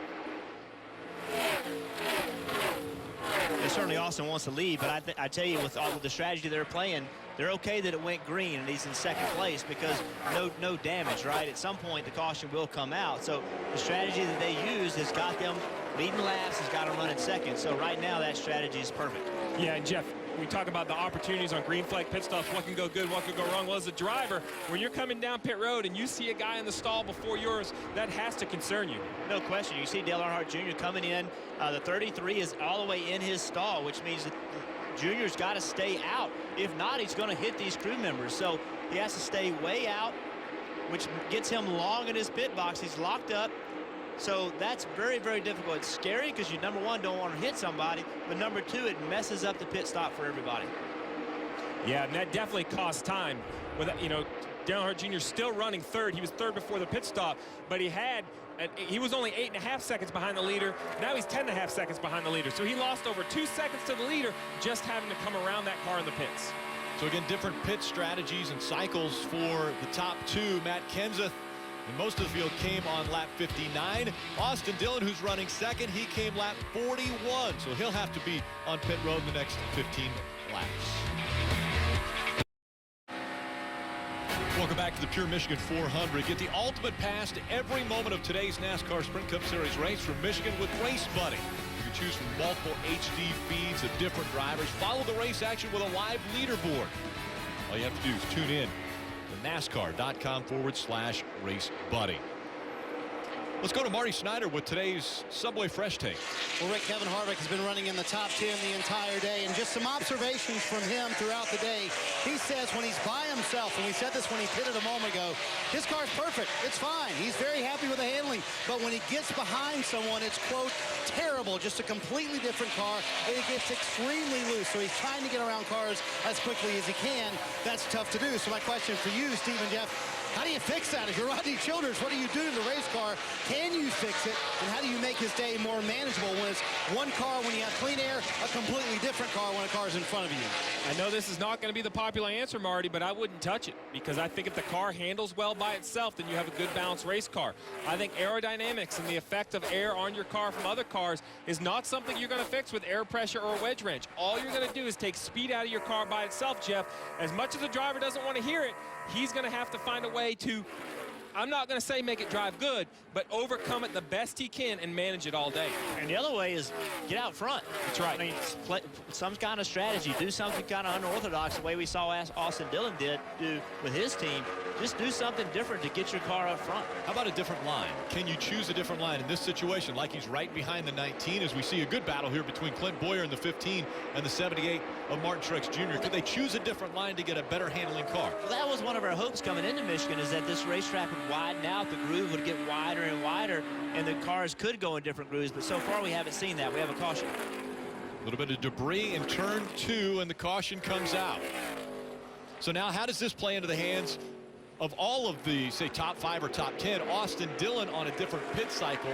Will everybody come onto pit road? Everybody will come onto pit road. Now, Austin Dillon will require more fuel, so he's not going to come off pit road in second. He's going to lose a few positions on pit road, but he is going to be a net huge gain. Remember, he was 42nd when he did this strategy, Marty, and now he's going to cycle towards the front. This was a huge break for these guys, maybe. And I say maybe because they just told him, as spotter Andy Houston just said, I need max save from you right now. We are stretched as far as we can go. They want to make sure they get back to pit road because they were coming down pit road this time. So as long as he can limp back to pit road, this should be a huge break for Slugger Labbe and Austin Dillon.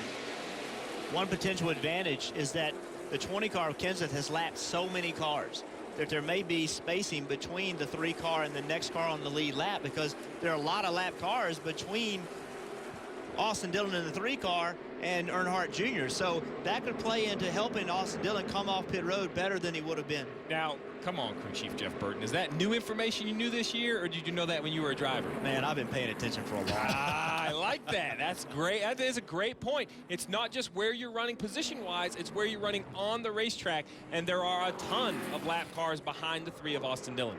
When the caution came out, Jamie McMurray was the last car on the lead lap. Jamie McMurray running 18th. So there are quite a few cars that are 1 lap down. Field tucking in behind the 20, and is pit road open? It must be, because here comes the 3. Austin Dillon chose to come onto pit road. Quite a few are staying out. Kelly. As Dale Earnhardt Jr. makes his way down pit road, he said he got really loose when he was behind another car, and it was the first time that it had happened this race. It was experiencing something a little bit different. It was going over with crew chief Greg Ives on the adjustments they had made so far in this race, and it's going to be a fuel only for the 88, Marty. Got a little bit of a split strategy here. It's going to be 4 tires for Austin Dillon, who ran up front. Obviously made it to pit road just fine. Pack it full of Sunoco fuel if they can. And they wanted to clean the grill as well. Slugger Labbe said that a couple of times. But, Rick, a number of cars stayed on the racetrack. Absolutely. And so that really almost foils the plan of the 3 staying out on the track, or coming in this time, but staying out earlier. So I still like the plan, Rick. I still like the plan. They're going to have to restart a little deeper in the field. NASCAR on NBCSN is brought to you by McDonald's. I'm loving it. And by Toyota. Let's go places. A gorgeous setting. You see the sunflowers here in the Irish Hills of Michigan. Restart coming up, and they have been interesting to say the least. You guys both mentioned that would be one of the things we're going to have to focus on today with this new high drag package. Yeah, we have seen the restarts right here at one of the early starts. Nobody's really pushing anybody, so everybody's just kind of staying side by side. Nobody's gaining any advantage. Yeah, and then later you see the 22 pushing the 20 in that outside lane. That's a huge advantage for the 20 of Matt Kenseth. He easily takes the lead down into turn 1. But then the next restart, the 3 of Austin Dillon on the outside with no help, as that preferred line is able to stay out front. I think you're going to see the leader pick the outside pretty much all day today. You're able to carry your momentum on the outside. There's nobody taking air off your car when they're underneath you. If you're on the outside of the car on the bottom, that car on the bottom is having all the air pulled off the side of his car, taking that downforce away and the side force. So the outside line, I believe, will be the preferred line all day. Once again, we need to keep our eyes on the chase grid, especially the bubble drivers, those 12 through 16, and even down into 20th Kyle Larson as they run. Ryan Newman with a 60-point advantage over Eric Almirola in that 16th spot.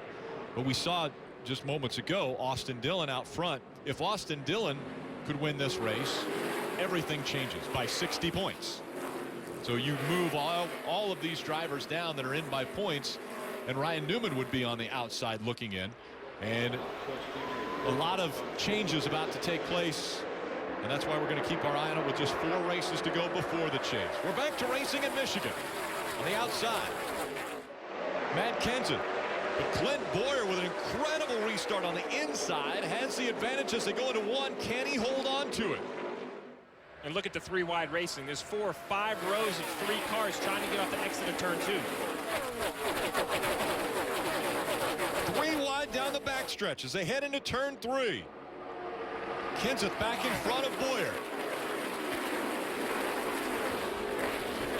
Is the track widening out? Is that why we're seeing 3 wide? Dale Earnhardt Jr. getting really loose in the middle of the corner, gave up a lot of ground on the guys behind him. Well, the track's maybe not widening out as quick as they'd hoped, but the laps are running out. So this is only getting more and more crazy as this race progresses. Restarts are somewhat important at the start. They'll be vital in the last 50 laps of this race. And who will make the biggest gamble to try to get a win? Potentially here to lock themselves into the chase, or if they gamble to get a win so that someone doesn't have that opportunity to lock themselves into the chase. So Ryan Newman caught the 19 and the 6 side by side. Dale Earnhardt Jr. is still real loose on the outside. He's trying to run that high line and continues to get very loose. 3 wide in front of him. Paul Menard all the way to the bottom of the track. Kyle Larson in the middle. Kurt Busch on the outside.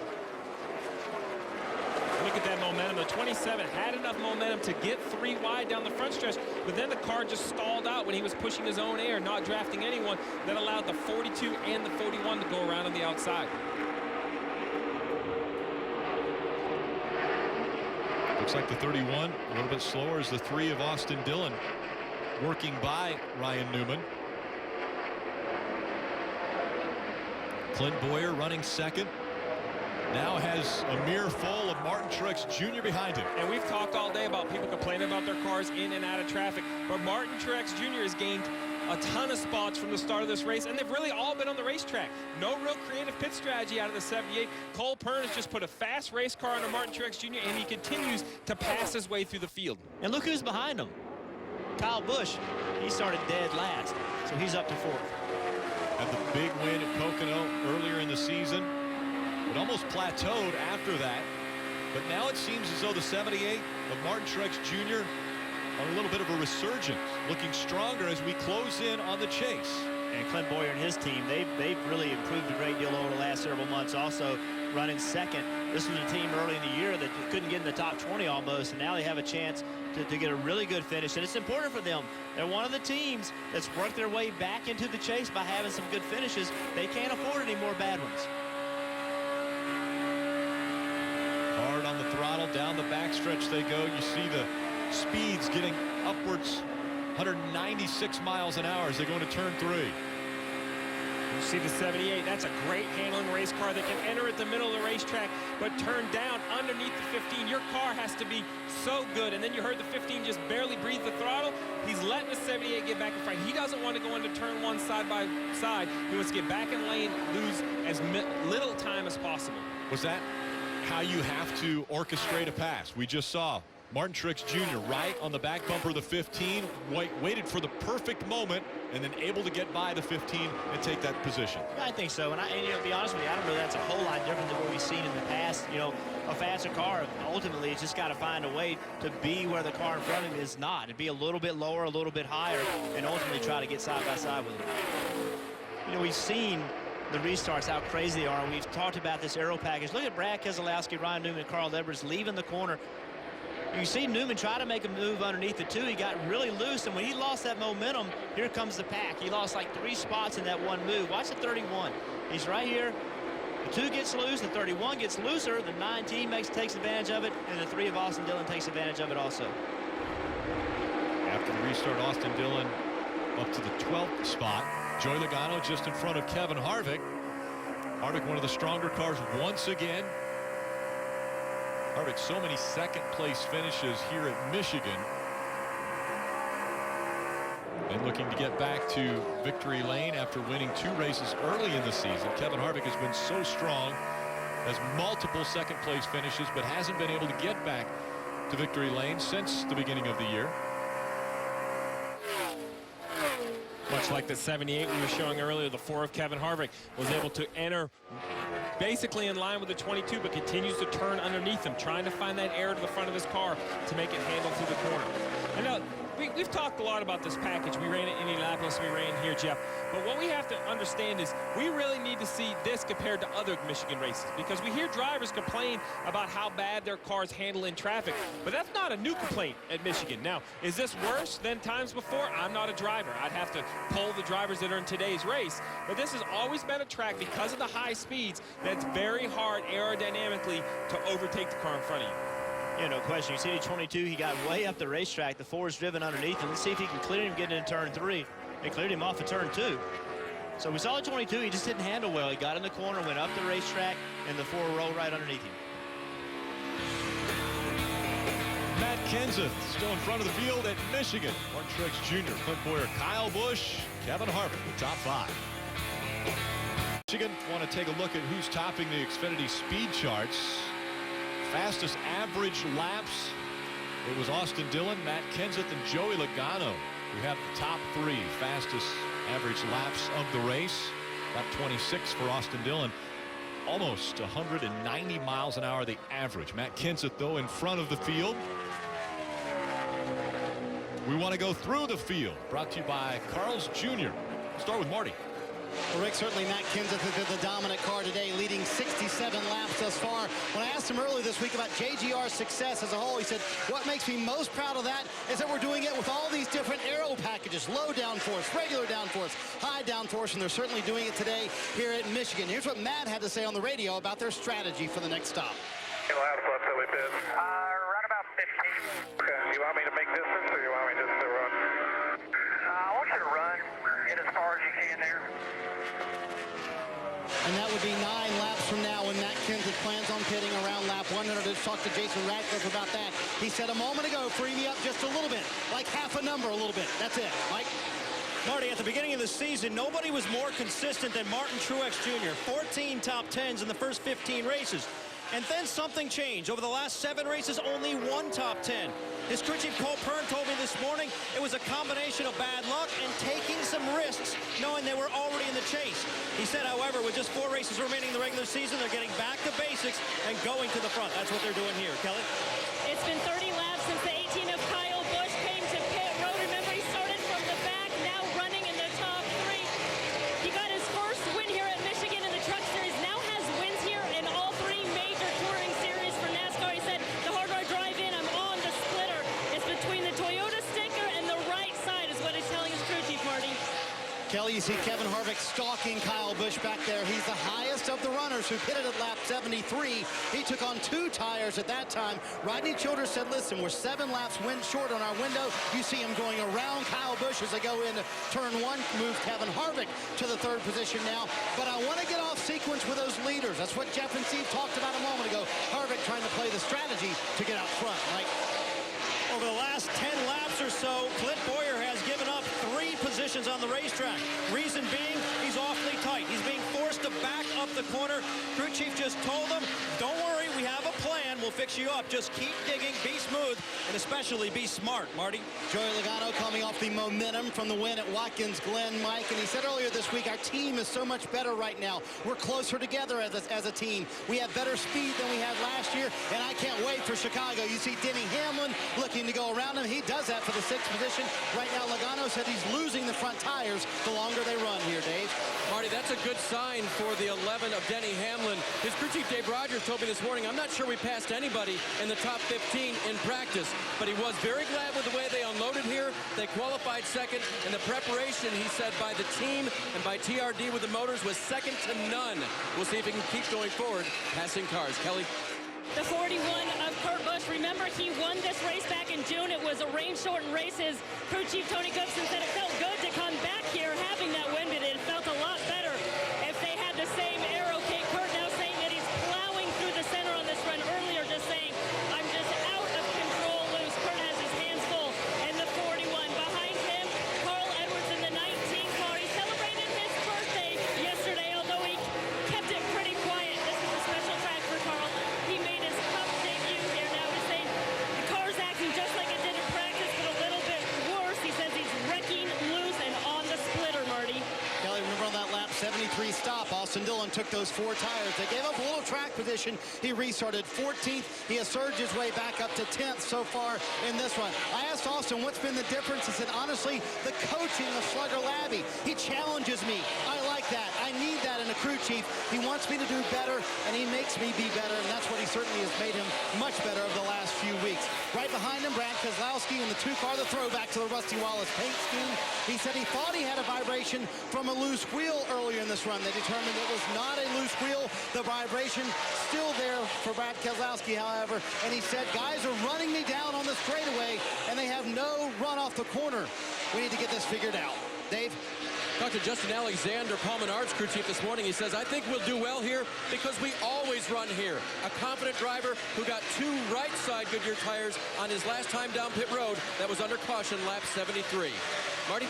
Dave, how about Kyle Larson? Started 30th today when everybody shuffled to the back of the field. Did not have a very good qualifying effort. He told me I just missed it in qualifying, but he's made his way up through the field to the 13th position. He said he's tight.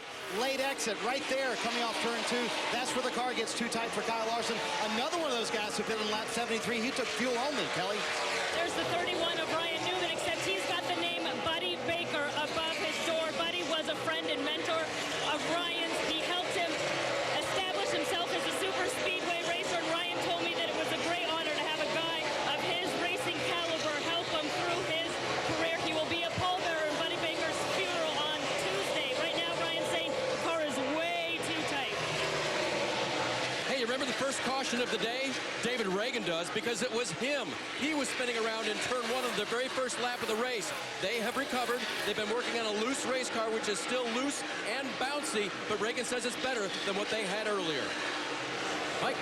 You know, Dave, over the course of his illustrious career, Michigan has been a tremendous track for Jeff Gordon. He has 3 wins here, and he's led over 1,000 laps. But this This high drag package has given this team fits.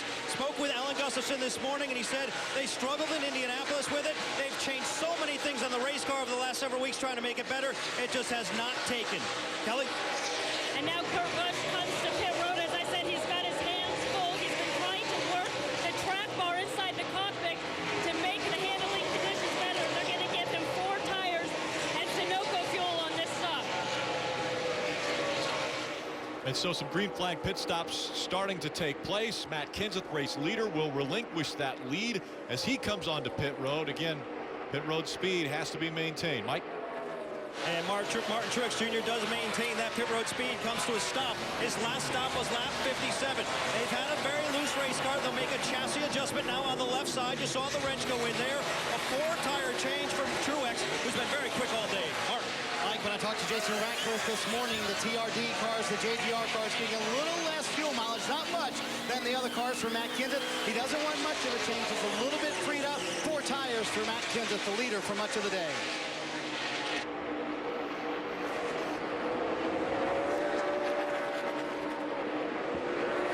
Once again, on the top of your screen, you're going to see either a green line or a yellow line under different drivers that are either locked into the chase or in the top 16 in points. The green line is they've got to win, and they're in the top 30 in points. The yellow line, if they're in the top 16 in points only without a win, as we ride along with the 22. Marty? Rick riding down pit road with Joey Logano. He said again to Todd Gordon, we just lost the front tires towards the end of that running, meaning the car got too tight, just didn't want to turn. It's going to be 4 Goodyear tires for Joey Logano. You see the wedge adjustment, trying to loosen him up just a little bit for Joey Logano, and a good stop so far for the 22 guys, running in the top 5 the entire day. Now Kyle Busch in the 18 car makes his way down. He actually sounds pretty happy with his car. He said, I'm just a little bit tight right now. That is it. Early on that run, I heard him give a big woo-hoo out on the radio. Kyle sounds like he's having a little bit of fun. And it's going to be 4 tires yet again for the 18 car in Sunoco fuel. You see the adjustment right there as well.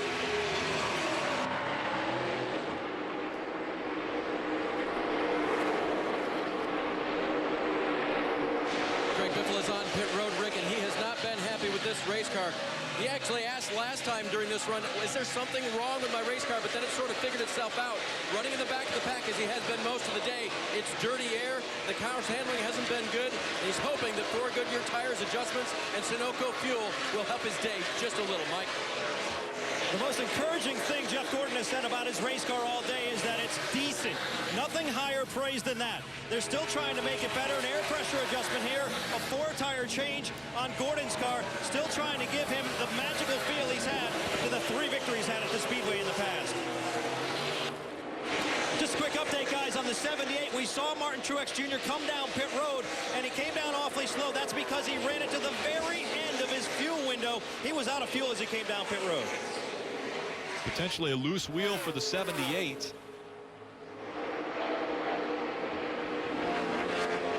As we saw him go by Jeff Burton. It looks like he's at speed. Kevin Harvick, the race leader after green flag pit stops have cycled through. Carl Edwards, Austin Dillon, Brad Keselowski, Paul Menard, the top 5.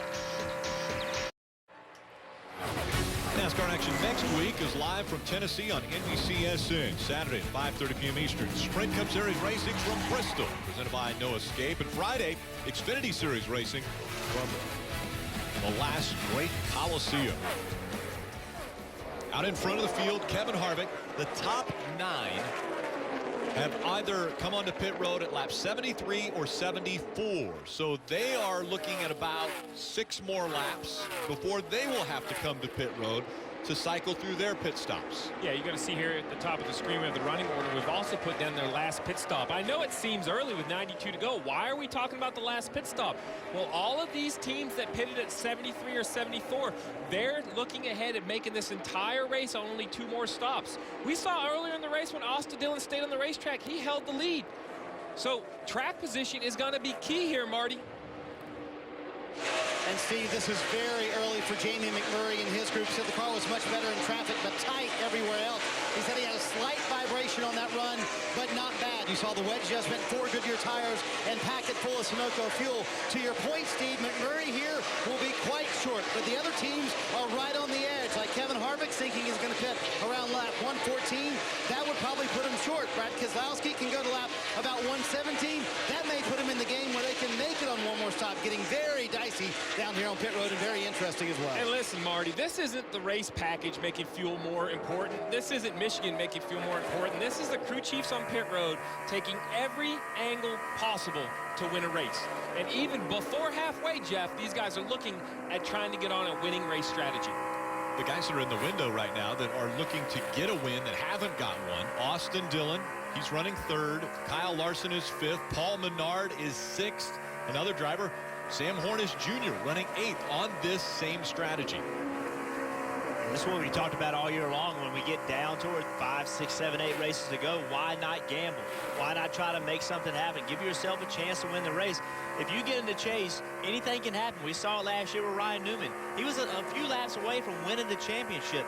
It's the time of the year. You know the situation you're in. Go ahead and gamble a little bit. Try to make something happen. And look at Kevin Harvick on our screen here, the current leader. He saved more fuel at Watkins Glen last week than anyone gave him credit for. There wasn't a calculator on pit road that said, oh, he'll lead all the way to turn 6. Yeah. He's wishing he would have saved a little bit more fuel. But a couple laps at Watkins Glen is a ton of fuel. That's right. And last week, if you go back and think about Kevin Harvick, he was leading the race and having to save fuel. Everybody else that was on his same strategy, they weren't leading the race at the end. They were able to back way up and save a lot of fuel. He had to try to manage the lead with Joey Logano coming from behind. So he came within a, 400 or 500 yards of winning the race. Oh, yeah. And he did a great job of managing the fuel. He had it tougher than everybody else because he was leading the race. And once again, he's leading at Michigan. He's had quite a few second-place finishes here. He's won here, but it was back in 2010. Guy who almost won in June, again on the same pit strategy as Kevin Harvick, is Kyle Larson. They gambled in June on weather. It didn't work out. Marty. Yeah, I was talking to Chris Heroy about that this morning. He said, I've been gambling all year long since Kyle Larson missed that race at Martinsville earlier in the year. You have to remember that. Kyle said the car has good grip, but a little bit tight on that run.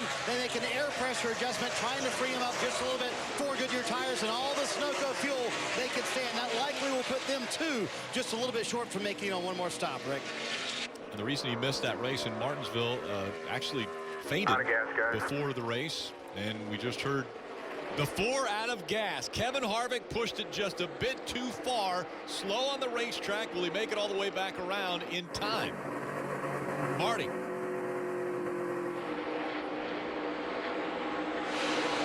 And they told him just to judge his speed on entry as the best he could for Kevin Harvick. You see Brad Keselowski on pit road. It'll be 4 tires for Keselowski. This would be tough for them to stretch it all the way for here. Now Kevin Harvick is limping down pit road, trying to keep it going, and they're trying to decide whether they're going to take 2 or 4 tires here. Judging all that, also they have the fuel issue to deal with. Kevin clearly not up to speed, rolling down pit road very slowly. This will cost them likely their shot at a win today. Rodney Childers coaching the team through it, calling for 4 tires, and this is excruciating for Kevin Harvick. Comes to pit road, the car absolutely silent for Kevin Harvick, and it'll be 4 tires, and they'll try to get it fired back up, and he does that. Kevin Harvick has the car refired, but again, ran out of fuel trying to get to pit road and stretched this next to last window. The fuel window between 39 and 42 laps, so if you do the math, they would still have to come back to pit road at least one more time. Yeah, I think the interesting question is we still have Carl Edwards and Dale Earnhardt Jr. on the racetrack who pitted at the same time as the Ford did who ran out of gas. Mike, what's going on with the 48? Come on, back it up. And Jimmy Johnson just missed his pit box. They're trying to get him back in the box, and this is not what this team wanted to have happen here. It's been a struggle with the race car throughout the course of the day, and this is an even bigger problem. The team can finally go to work once it's in the stall. A 4-tire change, also a wedge adjustment in Sunoco race fuel, but this is a huge hit for the 48 team who is trying to battle back from earlier problems. Kelly.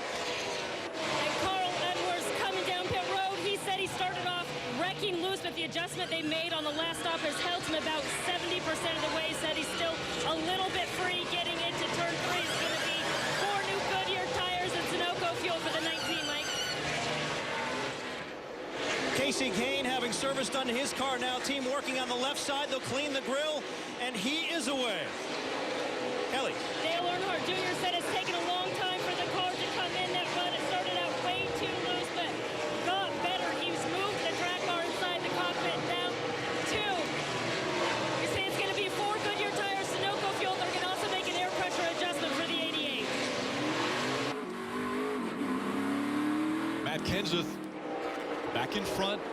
Sam Hornish Jr. running second. Sam Hornish Jr. will have to be on pit road here very shortly, and actually he's on now. Kelly. And Sam Hornish Jr. said he just couldn't get it through the corners. He's been battling a tight condition most of the day. Said it's getting a little bit better now, but he still needs help in the turns. This has not been the season they would have hoped for, but they felt like they got a good grasp of this aero package here at Michigan. They had a solid qualifying effort. Now it's going to be 4 Goodyear tires for the 9-car Sunoco fuel. And you know, Kelly, why that's important is the 9 is on that lap 73 strategy. He stretched it the most. There's few cars in the field I can think that wants to win more than Sam Hornish Jr. Oh, yeah. And Jeff, I've got to ask you, this surprises me. The 48 team missed his pit stall. He's the #1 stall. How do you miss it? Well, I think there were several circumstances right there. You saw him behind the 32. I think his vision was blocked a little bit behind the 32. He got in there deep. He knew he was in trouble. You can see the rear tires hopping, trying to get it slowed down. But I think because of how close he was to the 32 and the fact that he was in the first pit box, he did not have a whole lot of time to react to the situation he was in. All of it led up to him missing the pit box. And that other thing I saw, the 7 was in the stall just in front of him, and it didn't look like he thought he could stop, and he had to get out of the way of maybe running into the back of the 7. He knew he was in trouble when the rear tires were locked up. He knew he was in trouble right then. Matt Kenseth continuing to lead laps at Michigan International Speedway. The keys to this home belong to Mark and Alyssa Anderson. They bought the place 4 months ago on what was arguably the scariest day of their lives. Neither has any idea what the future holds for them, but they bought into a 30-year mortgage anyway. That was bold. They must really believe in themselves. Buy in. Quicken Loans. Home buy, refi, power.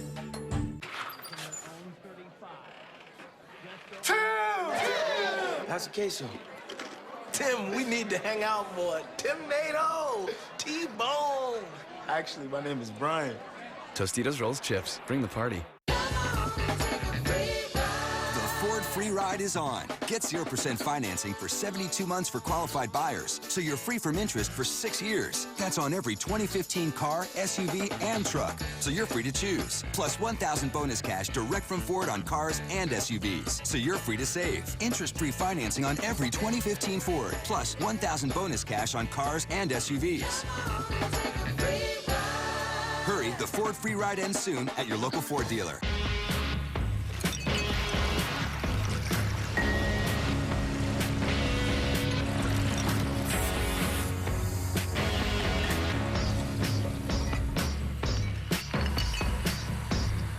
Sprint asks, what makes a great family plan? We need 4 lines. And data. A lot of data. How about 4 lines with 10 gigs of data to share for $100? $100. Really? Yep, that's way less than Verizon or AT&T and more than double the high-speed data of T-Mobile. But we're locked in our contract. Not anymore. Sprint will pay off your old phone and contract so you can switch. Goodbye, AT&T. Everybody's switching to the best family plan from Sprint. Get 4 lines with unlimited talk, text, and 10 gigs of high-speed data to share for only $100 a month. And now get your new phone delivered and set up for free with Sprint Direct to you. Is this the transporter? It's like a changing of the guards. We changing out the frauds. Seatbelts now. Lions heart like my name ended in Oz. Your clients have stolen from me. That's not my problem. It is now. Dad. When they told me take this by storm. It's time for revenge. Get the money and they bring the prize home. The Transporter refueled. Rated PG-13. Theaters and IMAX September 4th. 5th caution has come out at Michigan International Speedway for debris. There it is, piece of metal on the racetrack. And so the caution has come out. That will reset the field and reset some of this pit strategy. Pit road is open, and we see Matt Kenseth and Martin Truex Jr. ducking onto pit road. That was 1 and 2. Let's go to Mike. Clint Boyer was saying he's been a little bit more free over the course of that run. The call from Billy Scott, a 2-tire change on the right side, also Sunoco race fuel. Meanwhile, the 78 a little bit tight. They'll also go with a 2-tire change, just over 6 seconds, Kelly. Kyle Busch saying, not bad, I've not adjusted the track bar at all, though it gets a little bit free in traffic. It is yet another 4-tire stop for the 18, Marty.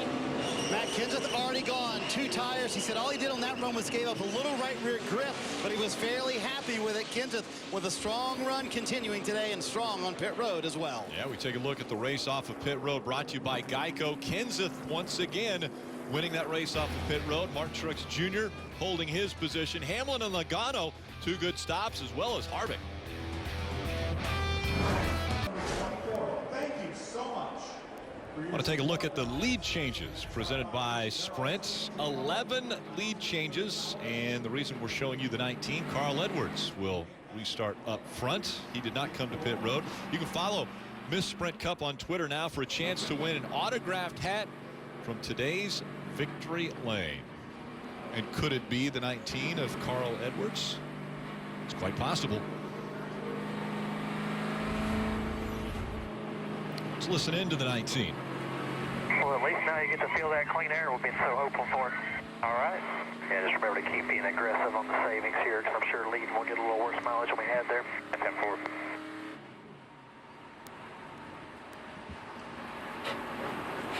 We're looking at fuel mileage. Absolutely. Everybody has to right now, don't they, Steve? Well, not everyone. I think Carl Edwards and Austin Dillon, the front 2, have to. The last time they were on pit road was at 116 and 114 versus the rest of the field at 122. So they're definitely the only 2 at the moment playing the fuel mileage game. So, you know, it's really a pretty tight stretch. Let's take a look at the McDonald's. I'm loving it. That's who I'm loving. Carl Edwards at lap 116 has done a great job of playing this fuel strategy game to get the clean air we keep talking about. Austin Dillon as well. We saw earlier he proved he could lead when he had track position, but Matt Kenseth, he has a little bit better fuel starting right behind him, has led the most laps today at 82. I think one of these 3, you've got to be looking at your favorites, but there's still 76 to go, Marty. Steve, I just talked to Slugger Labby, Austin Dillon's crew chief. He said we are right on our number to the T. And I don't think that includes a green, white checkered. They plan on pitting around lap 156, and they think they can make it on one more stop. And then you look to the heavens as if to say a prayer, but they're very close. They think they can do it on 1 stop. They use that word, they think, Marty, because the 4 thought he could go a couple more laps earlier when they ran out of gas. And that's what's so difficult about fuel mileage, is it's very hard to figure. And even more difficult, Rick, with this draft, the mileage goes up and down each run. Carl Edwards chooses the outside line. Austin Dillon on the inside line. At the restart zone, Carl Edwards spins his tires. Austin Dillon's going to have the lead when they cross the stripe. He's got some help behind him. Kenseth was pushing him. Now Kenseth moves to the inside. He'll try to take the lead away from Dillon. We talked about restarts at the top of the show. You can work all the strategy you want, but you have to be good at the restarts. There's still 3 wide. That was a really odd restart. It looked like to me that Edwards never got going. He just didn't get going for some reason. Trouble. And behind him, they're sliding around. The 15 of Clint Boyer can't afford to have a bad finish. Kicks into the inside wall. Get it rolling when you can. Get it rolling when you can. Little damage to the back of the 15. He cannot afford to have a bad finish. In the top 16 in points, but barely.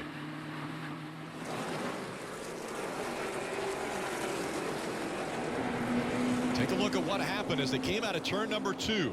Steve, you mentioned they were staying 3 wide through the turns. Yeah, right here in the middle of the pack, the 15 car trying to find some room, trying to make it 3 wide. Thinks he's clear up to the right, starts to move up against the wall. Ryan Newman's there, catches him in the right rear quarter panel, turns him into the outside wall, and from there it's just a slide back to the inside. He tried to let off the brakes, get it turned. He knew he was going to hit that inside wall. He tried to get it off. He's back in the gas right there, but couldn't keep it off the inside wall. And again, as you mentioned, 15 car and Clint Boyer, they do not need a bad race. They were running well. The performance was good, but this wreck is really going to hurt their opportunity to make the chase. He was running 11th when the accident happened. 63 points ahead of 17th. So he's got a little bit of cushion, but he's way too close to that cut line for a problem. See, he looks a little bit underneath the 42. Got I think they hit. I don't think he tried to go to the outside of the 42. I think they made contact, and that moved him up to the outside. You saw him turn the wheel the other way after he got hit in the right rear quarter panel. Mike. And guys, you can see all the work being done to the rear of this race car. Lots of sheet metal damage at the very least. Meanwhile, crew members looking underneath to assess suspension damage. They're working on the right side first, but man, there's a lot of damage on this race car that needs to be fixed. They're going to try to do it here on pit road, but it could be quite the repair job to do here. But they're giving it a good effort, trying to rip that rear fascia off, trying to get it back out of the racetrack without losing very much time. But it certainly looks like a big project, Kelly.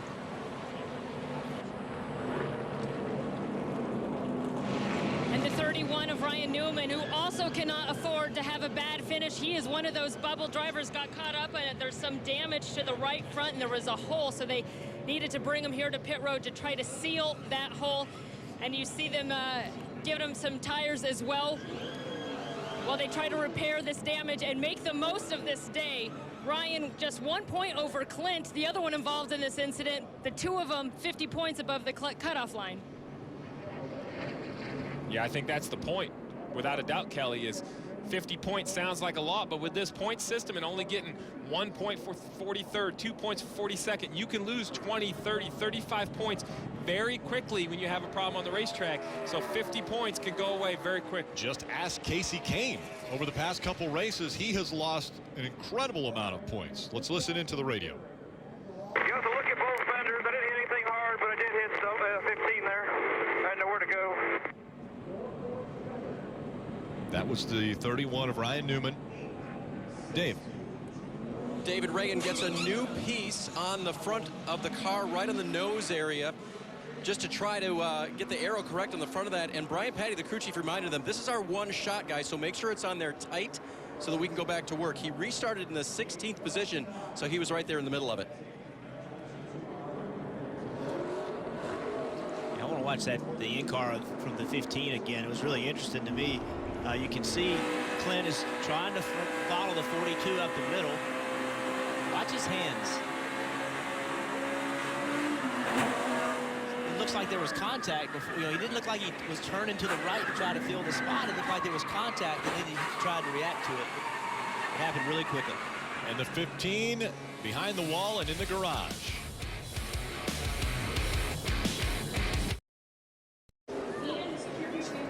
Welcome back to Michigan International Speedway, getting ready for another restart, but look back at the last restart where the 19 is the lead car. You see the 3 car get to the beginning of the the restart zone. The 3 car goes and the 19 does not go. We had a conversation with NASCAR, and NASCAR deemed that the 19 was spinning his rear tires, and that's why he didn't get going. So there's no penalty on the 3 car. Again, that restart zone, there's the double red line and the single red line. That's the restart zone.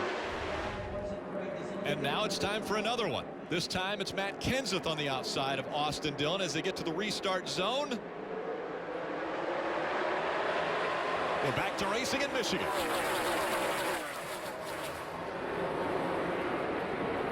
Big move by Carl Edwards to the inside of the 3, trying to take second away.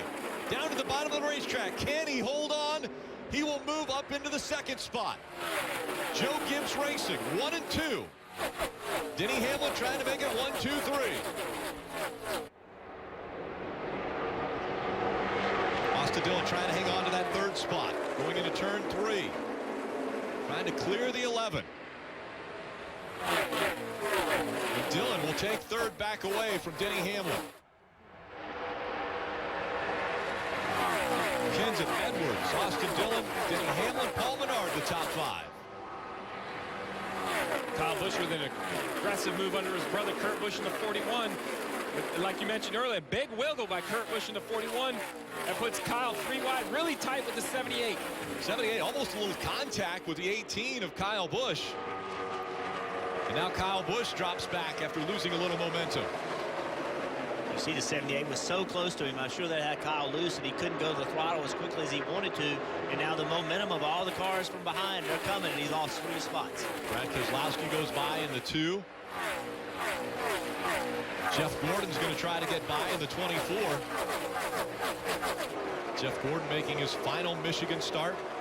Tony Stewart making a move underneath Casey Kane. That's the race for the lucky dog position. So these guys are going to be racing hard. The caution comes out. Who's ever in front of those two cars, between those two cars, they will get back in the lead lap. 19 cars on the lead lap. The last car on the lead lap is Eric Almirola. 3 wide as they go into 3. Casey Kane to the bottom and Dale Earnhardt Jr. down the middle. Jeff, you mentioned it the best.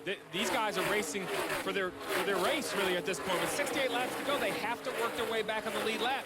Casey Kane is trying to beat Tony Stewart and Jimmy Johnson. Those are 3 guys we expect to be racing for the win, and here they are battling for the lucky dog. And remember, Clint Boyer is now in 41st. He's off the racetrack working on that car. So Casey Kane, every spot he can pick up is a point that he gains on Clint Boyer. So this restart could be huge when the caution comes out. Right now, he would be in the lead lap. He could get a top 10 finish out of the day and gain a tremendous amount of points on Clint. Take a look at the points. Clint Boyer, as you mentioned, behind the wall in the garage, and Eric Almirola 29 points back out of that 16th spot. And Eric is in the lead lap right now. He's currently in 19th spot, and he is in the lead lap. Casey Kane 1 spot out of the lead lap. He is 20th, but a lap down in that position for the free pass. Were a caution to come out. Mike. Repairs continue in the garage, Rick, on the 15 car, but it goes well beyond the rear end damage. They're concentrating on the right front suspension. There's bent control arms. Just to give you an idea how important it is to get this 15 car back out on the racetrack, moments ago I counted the number of people working on this race car. I counted unofficially 19 people, and it seems like that crowd has gotten even bigger since I counted. So obviously it's pretty important to get this car back out there. Possibility of a championship. Tony Stewart sliding out of turn number 4. And the caution comes out again. He was one of those cars that were running extremely hard for that chase spot. He was 21st when he spun, or excuse me, not the chase, the lucky dog. The 20th was the free pass car. He had to get up in front of Casey Kane. So the 5 of Casey Kane is now going to get the free pass and will be back on the lead lap. That'll help the points. A lot more in front of him now that he's on the lead lap. But he's got to take advantage of it. You know, they've got to find a way to get a good finish out of this. Boyer's having trouble. They've got to take advantage of this opportunity. And there's what's happening with Clint Boyer.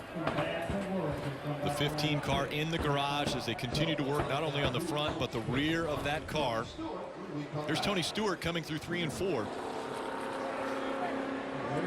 Gets up the racetrack, just gets loose. Car comes around, stays in the throttle to keep him going up against the wall. Then he locks it down. Never hit anything. And no one hit him. A 1-car incident that brings out the 7th caution of the day. 10 is the record number of cautions at Michigan. We still have 64 laps to go. You know, there's a skill to this.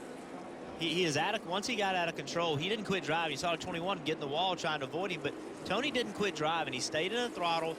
Once he had the car in a position where he knew it wasn't going to go back up against the wall, the car went low. He turned the wheels at right, let off the brakes. There's a skill to that. It's not, you're not just along for the ride. He didn't hit anything because of what he did inside that race car. Still driving it while you're wrecking. Never quit. Never give up. Pit road is open. The 14 is on pit road. We'll need at least 4 fresh tires.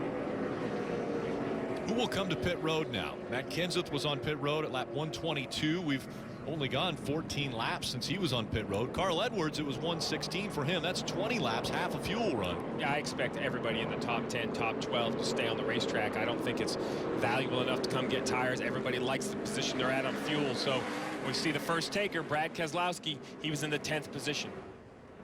Brad Keselowski bringing a few of the guys that were behind him with him on pit road, including Kyle Busch, trying to stay in that top 30 in points so he can stay in the chase. Mike. Casey Kane real happy with his race car. No adjustments is the call from Keith Rodden. They are going to go a 4-tire change, and they may stay just a little bit longer to make sure they get every ounce of fuel in it. Kelly? Kyle Busch has been happy with his race car. This was just a fuel-only stop to top him off, Marty.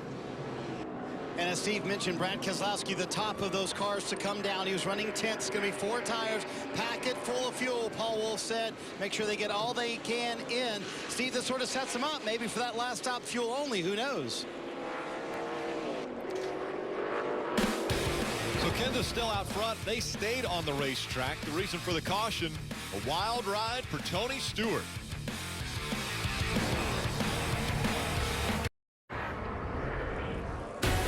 Under the 7th caution from Michigan International Speedway. We want to go down to the Toyota Camry on-track car and talk about some of the adjustments that these drivers are able to make.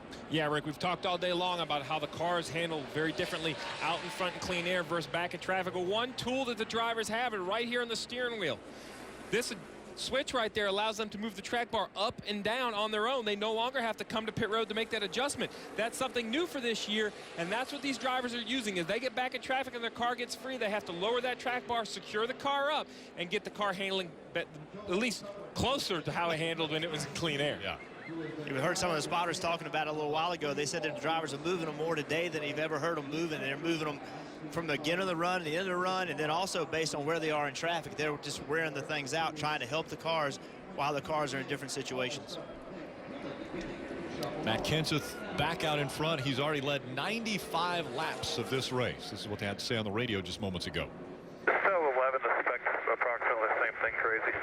Might do it a little bit different, but not a lot. That 19's hell-bent on election to jump at the start here, I'm sure, after that last one. So with the 3, so just tell them to be ready. So a little strategy among teammates, letting him know, or? Well, which teammate? Because the 19's to the inside of him, but his other teammates behind him. So there's a lot of Joe Gibbs teammates in the front 2 rows. And as much as the 20, you know, cares about his teammates, he cares about himself. So he wants to clear the 19 into turn 1. He knows how important track position is. Both of them understand the fuel windows. Carl Edwards and Matt Kenseth are 2 very veteran race car drivers. They understand how important every one of these restarts are. That's a perfect example of how it's just not luck. There's a strategy involved, and he's discussing that strategy with his spotter. We are on lap 140 of the Pure Michigan 400. One driver who has tried strategy quite a bit in this race has been the 3 of Austin Dillon. Here's what they had to say. Game of inches, man. This is important. You got to win a race. You got to take every inch we can get. You got to be aggressive, especially on these restarts. You can do it. There you have it, a game of inches when we talk about a 2-mile racetrack. That sounded to me like Andy Houston, his spotter, just trying to give this driver a little bit of motivation, and that's good. I mean, he's been running really well, had a good race so far, and they were just pumping him up, making sure he stayed in the game. Yeah, I can't tell. Andy and Slugger are both so.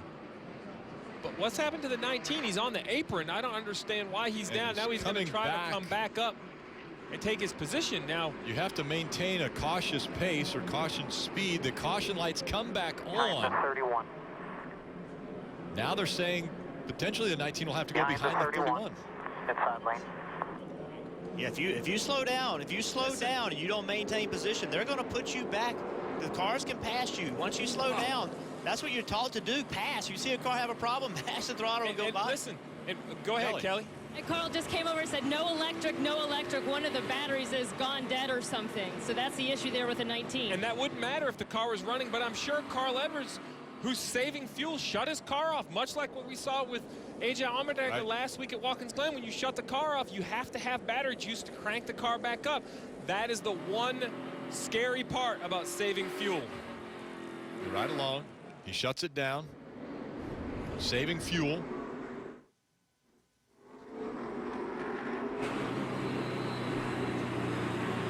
Yeah, it just took a long time to get fired back up.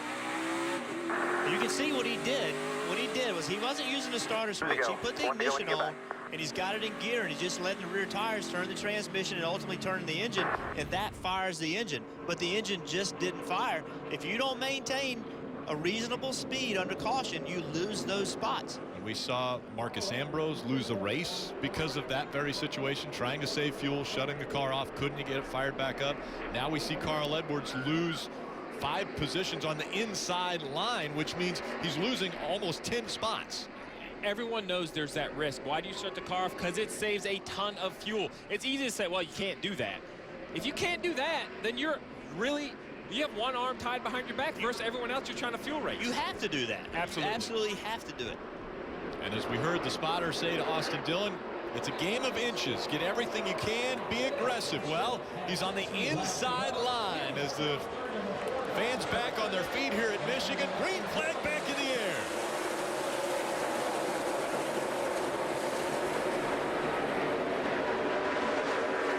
Little help from the 4 by Austin Dillon. Can he clear the 20 through 1 and 2? Austin Dillon with a great restart, and he'll take the lead at Michigan. Send a thank you basket to Kevin Harvick for that restart. He gave the 3 just a great push into turn 1. Here comes the 20 of Matt Kenseth. Trying to find a way around. He goes to the high line. Is Kenseth going to be able to take the lead back? Coming out of turn number 4, Kenseth back in front. New leader, the 20. Matt Kenseth. What a run by the 20. Now Austin Dillon will look to the inside once again. Kenseth out front. Dillon running second. Harvick, Hamlin, Truex Jr. the top 5. 58 laps to go at Michigan. They all still have to come to pit road again. See how much the 3-car gains on the straight. That's the idea of this package. Give the car that's trailing an opportunity to have an advantage somewhere. Way up the racetrack is Kurt Busch in the 41. Must have a tire down or a mechanical issue. Just gonna try to get to pit road. All right, last one, come on. Heard the spotter say last one. That means he was clear. And here comes the 3 again. Austin Dillon to the bottom of the racetrack with the momentum. But on the top, the 20 of Kenseth hangs on to the lead. He's not done yet, though. The 3 side draft in the 20, trying to get the momentum back. Using the side draft perfectly. Austin Dillon with the nose in front of the 20, but here comes Kenseth again on the high side. Kenseth once again clears him. You see Kenseth made a big move to the left to try to break that draft, try to keep the 3-car from being able to pull up on him, but here the 3-car is right to his rear bumper again, getting into 1. That's what I keep seeing, Jeff, is the 20 has momentum, and in the past we would see the 20 pull away from the 3 down the straightaways with the momentum, but when the 3 pulls up into that draft, he instantly gains the momentum back and stays close. At that time, you saw some flames shoot out the right side of the 3, the exhaust pipe. He had to get out of the gas, getting into turn number 1, lost a lot of momentum on the 20. That's why there's a big gap now between the 2. But to Steve's point, what he just said a minute ago, if you can break even in the corner, if Austin Dillon can run the same speed through the corner as Matt Kenseth, he will have an advantage on the straight.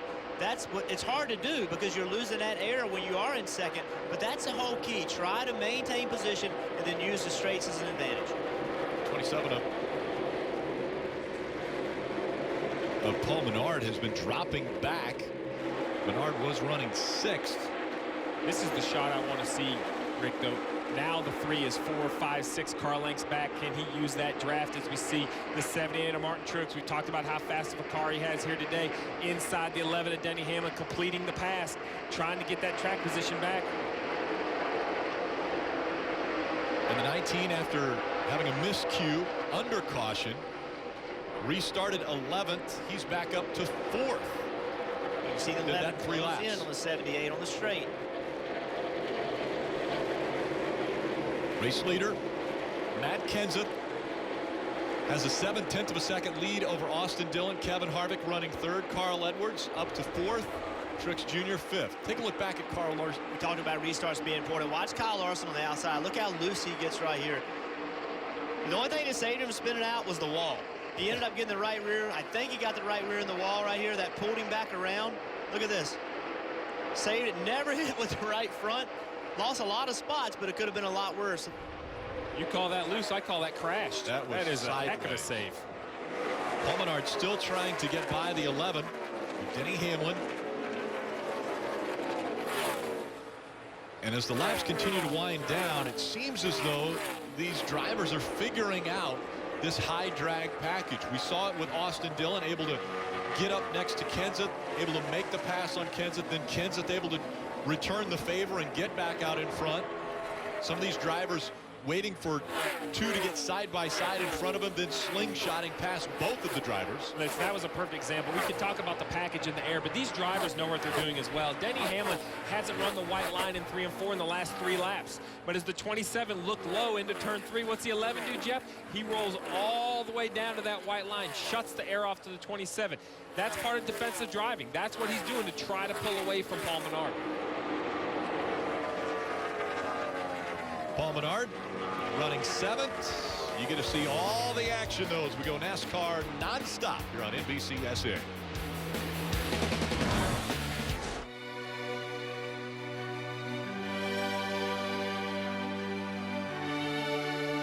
Race day.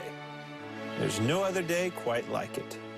Every lap brings a new surge of adrenaline, a new chance to leave your opponents in the dust, another shot at racing immortality. And even though every lap is a rush, there's one lap that feels better than any other. The victory lap. Introducing Fast Foods First All-Natural Burger. With no added hormones, no antibiotics, and no steroids. The All-Natural Burger at Carl's Jr. and Hardee's. Out here,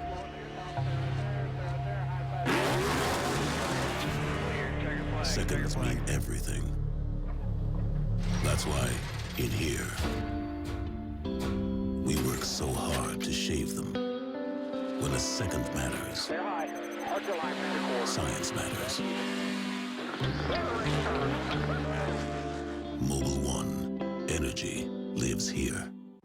There are 2 cages in this room. The one on your right is made out of high-strength steel, and the other is made of aluminum. Now I'm going to release a 700-pound grizzly bear into the room, so you better pick a cage and get in it. That's crazy. Oh, my goodness. Ooh. Why did you pick the steel cage? Harder for the bear to get in than steel. You want to see something else made with high-strength steel? That's the Chevy Silverado, made with high-strength steel for high-strength dependability. Beautiful. This is highly irregular.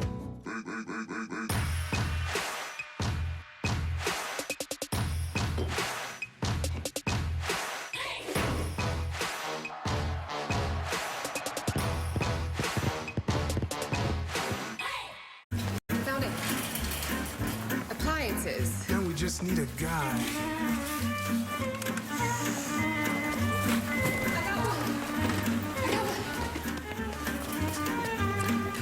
I'm from Fertilizer. You guys want to talk about fertilizer? No. Don't go it alone. Sears appliance experts are here to help you find the top brands, including Kenmore. Sears, house experts for homeowners. Welcome back to the Irish Hills in Michigan International Speedway as Matt Kenseth remains out front. The most laps led, presented by Sprints, will go to Matt Kenseth. He will lead the most laps here at Michigan. You join All-In Wireless from Sprint, get unlimited talk, text, and high-speed data, and pick your smartphone for just $80 a month. Matt Kenseth continues to add to his laps led. And let's go through the field. We'll start with Marty Snyder.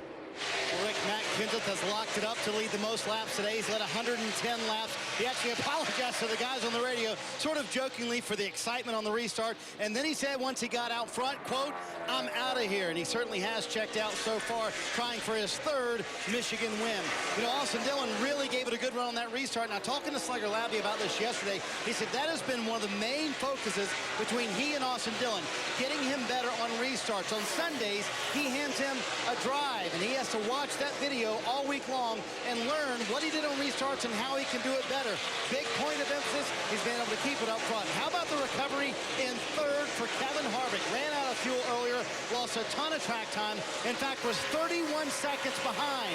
They have now rallied to 3rd. Harvick said the build-up takes a while to go off for the tires, but now the cars come in very nicely. Very happy with the way the 4 car is handling. Mike? No one in the 78 camp would like to win here more than crew chief Cole Pearn. This is somewhat of a home game. Although he's not from the United States, he's from nearby London, Ontario. This is his home track. He remembers coming here as a child watching races, and he's hoping to fulfill a dream by winning today. They're running inside the top 5. He still is within striking distance, but Martin Truex Jr. has been saying this is the loosest his car's been all day, Kelly. Carl Edwards restarted 11th. Remember, he couldn't get his car to refire under that last caution. They think that he had drained the battery dead. Well, now Carl came on the radio and said, "I feel like I picked up a bunch of drag or something," telling crew chief Darian Grubb that he feels like he's lost about 25 horsepower going down the straightaway. Don't know what's causing it yet, Dave. Kelly, that battle between Denny Hamlin and Paul Menard has subsided right now, and it sort of plays out to what Dave Rogers told me this morning. Our car will have decent speed, and it will be comfortable to drive. That's one of the reasons why Hamlin was able to get the advantage for now. As for Paul Menard, I asked Justin Alexander, his crew chief, this morning why he thought Paul was good here. And he says, I think our cars themselves are good with these racetracks. We stay on the throttle a long time. You don't use a lot of braking on these. And I know Tom Sneva may have been the gas man, but I guess you could call Paul Menard the gas man in that case, Marty. Dave Joey Logano's been solidly in the top 10 all day long, and he's been really working that track bar inside the car. He said he's 3/4 tight in the center, 3/4 loose off the corner. So he's both tight and loose from that 22 car, trying for yet another top 5. This team continues their strong roll. Kelly? Kyle Busch came into this race 30th in points and just barely chase eligible. Now he's running inside the top 10. He does have a win here at Michigan, but it has not been good in recent years. His last 4 starts here, he hasn't had a finish better than 31st. He said he just wanted to come here, top 15, top 20, whatever he could get, he would take the points. Well, he's running inside the top 10 now, Marty. Kelly, just like Kyle Busch, Brad Keselowski, one of those guys who pitted on lap 137. They're hoping how that pays off when they took off 4 tires on that stop, is that on their final stop, they can go a little bit shorter. 2 tires, maybe fuel only, who knows? Brad radioed to Paul Wolfe a moment ago. I really feel like our car is better on the longer runs. They would love to see this thing go green if they can. Kelly? Dale Earnhardt Jr.'s 2 wins this season have both come on restrictor plate races. His crew chief Greg Guy said we don't need a win before the chase, but it would be really good for confidence. Right now, Dale Jr. looking for grip. He's running high on the track. He says it's too loose up there. There's too much of a wake up there, but he doesn't want them to tighten him up on their next stop either, Mike. Kelly, Jeff Gordon is 14th on the chase grid, 58 points to the good.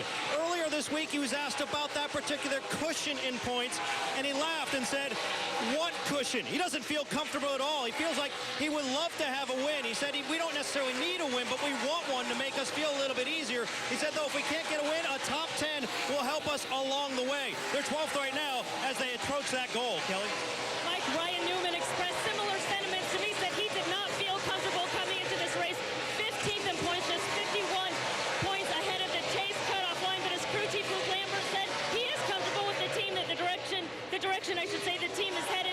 They had a mid-season slump, but he feels like they're getting better week by week, running in the top 15 now, Marty.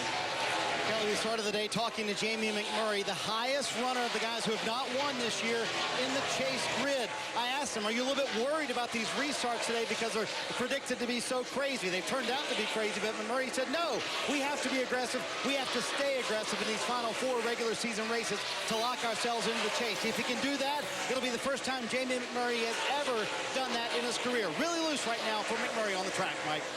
Marty, since getting back on the lead lap, there's been renewed energy in the 5 camp. They feel like they can make a charge and make some gains here. The next stop, there's a plan for a 2-tire change and 1 can of fuel. They're going to play the track position game. That's exactly what they want to do. They want to stay as close to the front, cash in on as many points as possible today.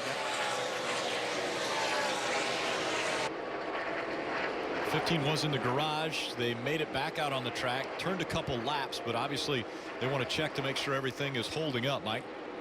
That's exactly the case, Rick. You know, you pretty much have one shot at this once you pull outside the garage and get back on the racetrack. They want to make sure that everything is right. As we documented, they worked on the right front suspension in the garage. You can see there's plenty of attention being paid to that area of the race car right now, in particular the fenders.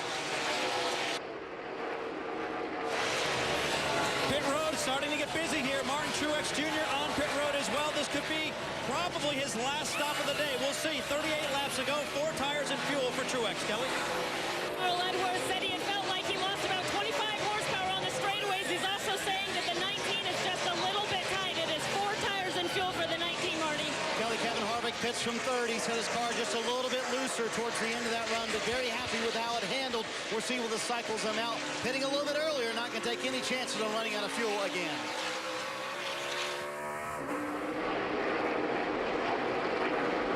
Austin Dillon giving up second to come to pit road. He was last on pit road on lap 122. So 41 laps ago. Marty. Austin Dillon and Joey Logano coming down pit road here at the same time. Austin said on the radio, just needs to turn in the front just a little bit more. You're going to see a wedge adjustment here, trying to loosen him up just a little bit, not much. He's fairly happy with how the car is handling, and 4 tires for Austin Dillon. Joey Logano right behind him on pit road. He's pitting for 4 tires as well, and fuel, he said it was a little too tight in the middle, a little too loose off the corners. They made a wedge adjustment earlier, also an air pressure adjustment, and cleaning the grill for Logano. Nice stop for the 22 bunch. Denny Hamlin is 5 laps further into his window than they thought they might need to go. So this is a good sign. They should have plenty of fuel. Pretty far into the pit box right there is Hamlin, but he'll get just a slight air pressure adjustment and Sunoco fuel, Marty. Matt Kenseth really happy with the car out front. There'll be no changes on this stop for Kenseth. 4 tires for him as well, and a fairly quick stop for Matt Kenseth and his group as well. Again, leading for much of this race today, the dominant car. They've also had a really good day here on pit road, Kelly. The 9 car of Sam Hornish Jr., he has been battling a tight car for most of this day. They've been working to try to loosen him up throughout the day. You see that this is a 4-tire stop for the 9 car, Sunoco fuel.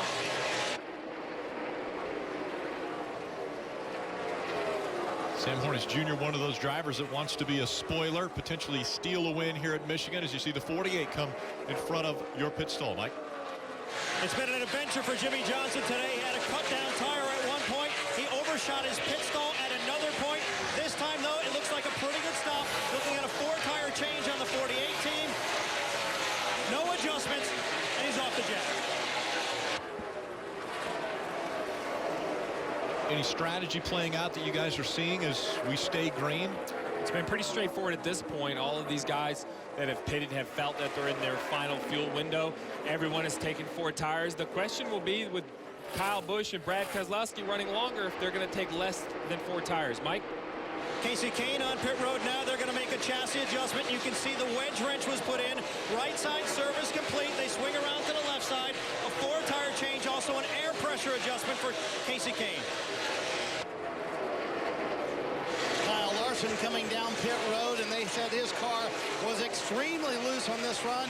They're going to go right side tires, 2 tires only for Kyle Larson. Again, this is their group of cars that pitted lap 137. They took 4 earlier. This is a long stop for 2 tires. They took 4 earlier because they thought they could take a shorter stop this time around. That's why they took 2 here. Yeah, Marty, it seems like a long stop for 2 tires, but you have to remember it's really all dictated off fuel. So while it didn't look like the cleanest 2-tire stop, they have to put enough fuel in, and at 10.5 seconds, it was still 2.5, 3.5 seconds faster than perhaps the 4-tire stop would have been. With 33 laps to go, they have to have that much fuel on board in case we do go green the whole way. And the big loser in that pit sequence was Austin Dillon in the 3 car. He came in running 2nd, and now he went all the way back to 4th. They had a little bit of a slow pit stop, and now you see Denny Hamlin getting around him. So when the opportunity was there for them to have a good pit stop and maybe gain on the 20, they actually had a little bit of a slow one and loss on the 20. Mike. Jeff Gordon's last stop was lap 122. Alan Gustafson calling for 4 scuffed tires on this stop. As much fuel as they could possibly get in for this final run. He's away. 12.8 seconds for the 24 team. We mentioned the 3 of Austin Dillon and not the stop that they were hoping for. And he comes in, the right side goes up, everything looks good, but you can see right here the right front is slow. Took a while to get the right front out. The right rear is already changing the tires, and the left front's just now coming around, so trouble in the right front. And Austin Dillon has dropped all the way back to 12th now after that stop. Still to come to pit road, though, will be Kyle Busch, Brad Keselowski, Dale Earnhardt Jr., Ryan Newman, Eric Almirola, Jamie McMurray, David Reagan, Matt Kenseth. He is the first one that has come with the idea of being able to make it on fuel. So Matt Kenseth running in the 8th position. So a lot of strategy playing out, as well as the guys up front. Brad Keselowski, Kyle Busch, but the 88 on pit road now, Kelly. Comes the 88 of Dale Earnhardt Jr. He said it was a little bit loose, but he didn't want Greg Ives to tighten him up, or he said, I won't be able to drive the car at all. The call has been for right side tires only and fuel for the 88.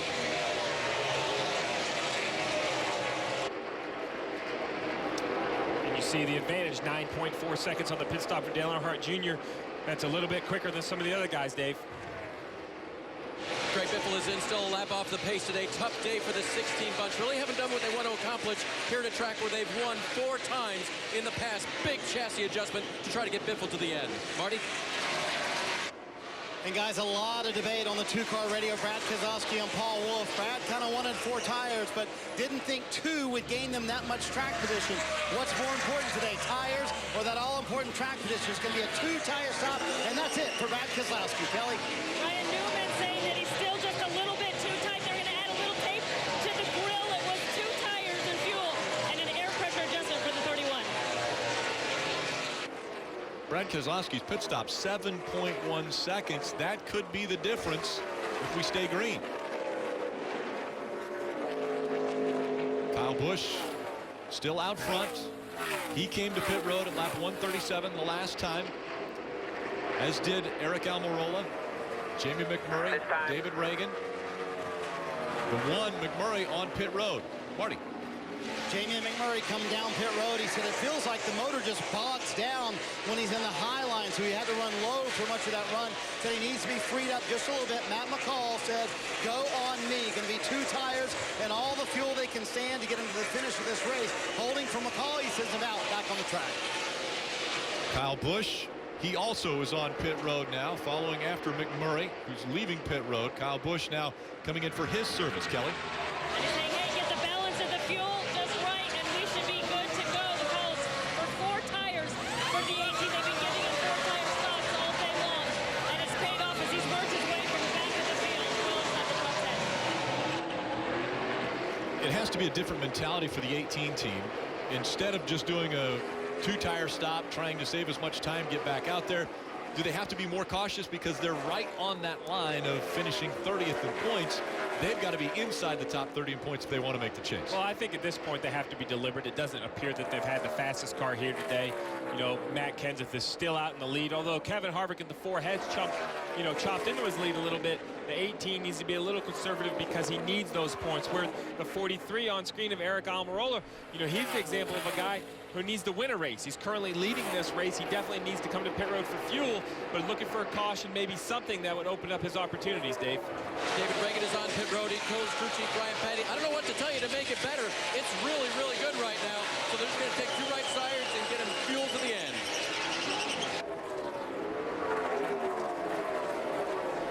And still 16 cars on the lead lap as Eric Almirola stays out on track.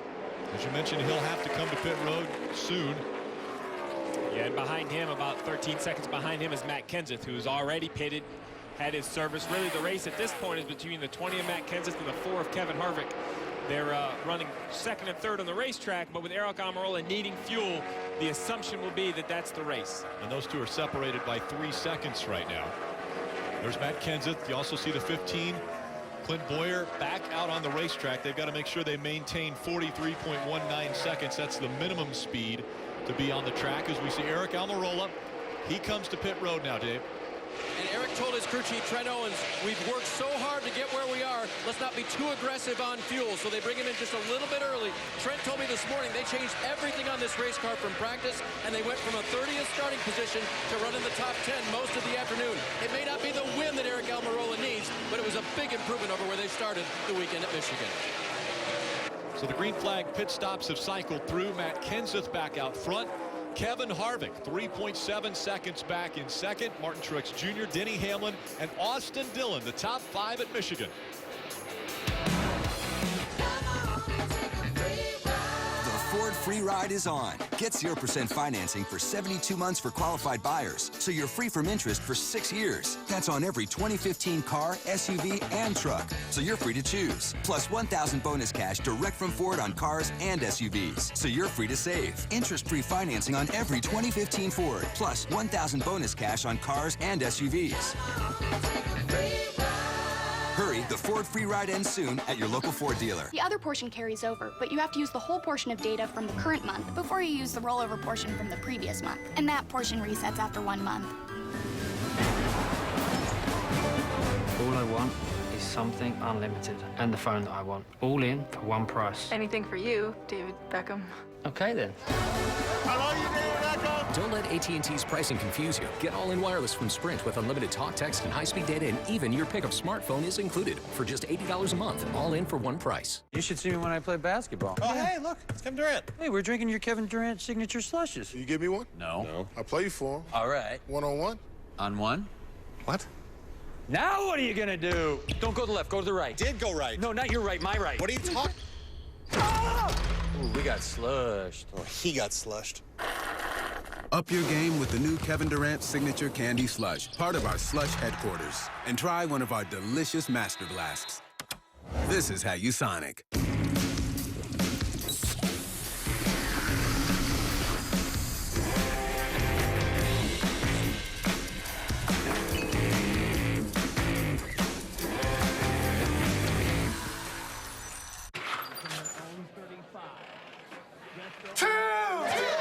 How's the queso?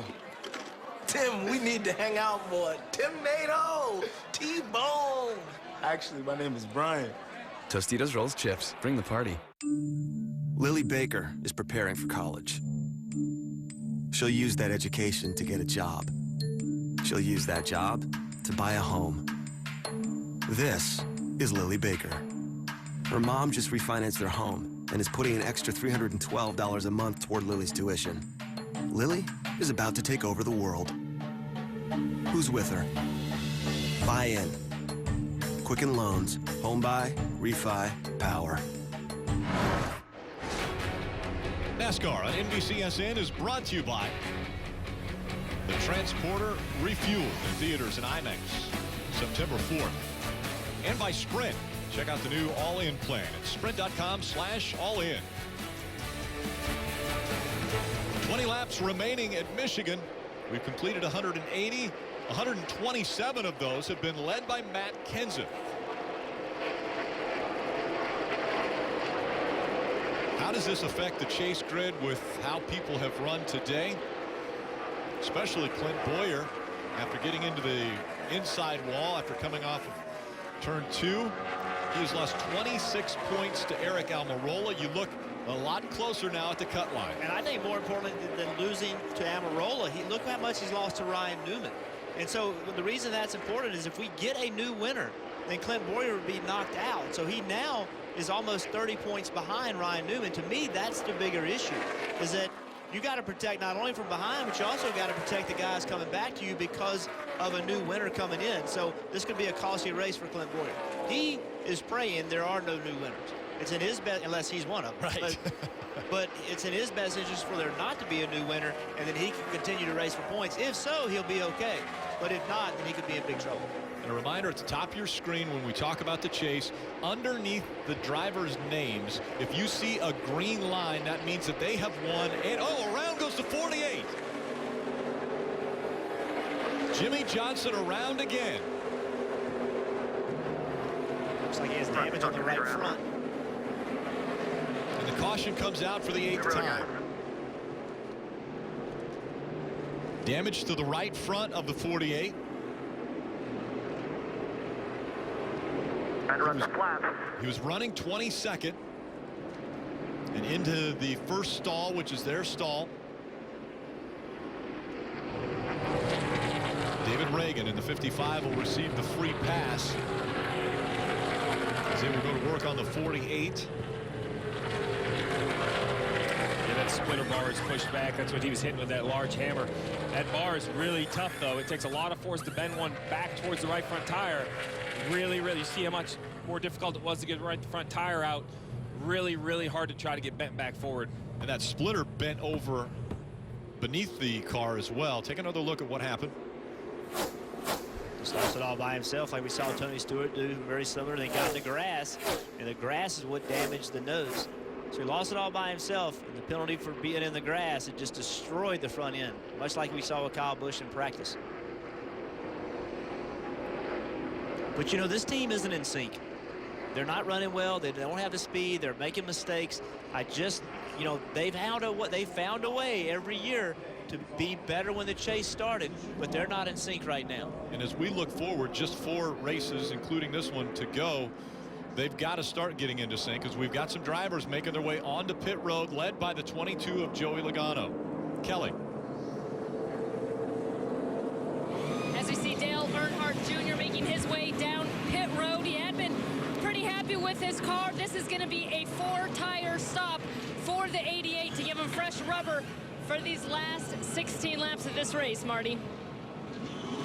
Kelly, with 18 cars on the lead lap, Joey Logano and his team decided why not come down and take tires. Going to be 2 tires for Logano. He said he just gets so tight, he loses all of his speed towards the end of a run. They also made a wedge adjustment on that 22 car. The 48 and 41 will be penalized for pitting too soon. The 48 obviously needing to do the repairs, but the 41 penalized for pitting too soon. Today's aerial coverage provided by our partners at Smithfield Foods. Giving us some great shots. A partly cloudy day here in Brooklyn, Michigan. F1 returns to NBCSN next Sunday from Belgium. It's the circuit's longest track, and it will certainly be a challenge. Catch the Formula One Belgian Grand Prix. That's next Sunday on NBCSN at 7:30 a.m. Take a look at our race recap with just 15 laps to go. Because they had to go to a backup car, the 18 of Kyle Busch goes to the back to start the race and decides to stay there. And probably a good move, as David Reagan on lap 1 turned around, but he moved up quickly. Once he decided he thought it was safe and understood what the car was going to do, he took off going. 78 and the 4 both running out of gas, trying to extend their fuel window. Yeah, then Clint Bowyer, it's definitely not been the day Clint Bowyer's looked for. You see here, little contact between him and the 31. He gets in the outside wall, spins down, also collects the inside wall. Currently 41st, a little over 30 laps behind. They were in the garage and had a lot of work to do. How about the restart? Carl Edwards on the outside, Dillon on the inside. A little controversy. It looks like the 3 takes off before the 19. NASCAR deemed that the 19 spun the rear tires. There was no penalty. And then the 19 trying to save fuel. Couldn't get the car fired back up again. So he drops back. The 48 most recently getting loose on his own through 3 and 4 and into the grass, and all that damage to the right front. Marty? Rick, it's been an eventful day for Rodney Childers and Kevin Harvick. Considering you ran out of fuel and looked like you might be out of it, I'm sure you feel pretty good with where you are. How good do you feel about this restart, though, and can he pass the 20? Well, we've had a good Jimmy John Chevrolet all weekend long. It's just been really hard to pass, and all the guys have done a good job. To be able to come back from that mistake and to be here sitting on the front row with a shot at it is all we can ask for. So we'll see what we got. You know, if anybody can do it, he can. And Rick, we all know, the drivers all know, it's going to come down to this restart. It's going to be exciting. Absolutely, and some drivers are talking to their crew chiefs and spotters. The 11 had this to say. Will you get with the 20 and please tell him to give me a signal out the window? If he doesn't want to, just say, you know, it's best for him not to, but I don't know what to expect, and I'm trying to push him here. I have a better chance of pushing him when I know, when I can anticipate when he's going to go. Yeah, Denny's wanting to push Matt to try to help them get the lead, and he's needing that signal to know when to start going. If he doesn't go soon enough, then Matt will drive away from him. He'll never have an opportunity to push him. Matt Kenseth on the outside. Kevin Harvick on the inside. Green flag back in the air. The 78 did a much better job of getting to the 4. Let's see if they can take advantage of it. I think he may clear him. The 78 did a great job. They do a little side drafting as they enter turn 1. The momentum has worked for most on the outside. Will it work again for Kenseth? It does. Kenseth clears the 4 of Harvick. Denny Hamlin slots back in 3rd.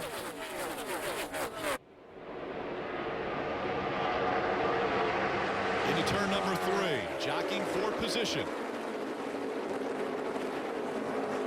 Brad Keselowski way up the racetrack, very loose through 3 and 4. Lost a lot of momentum and falling back a few positions as Jeff Gordon is able to get by him. As does the 31 of Ryan Newman.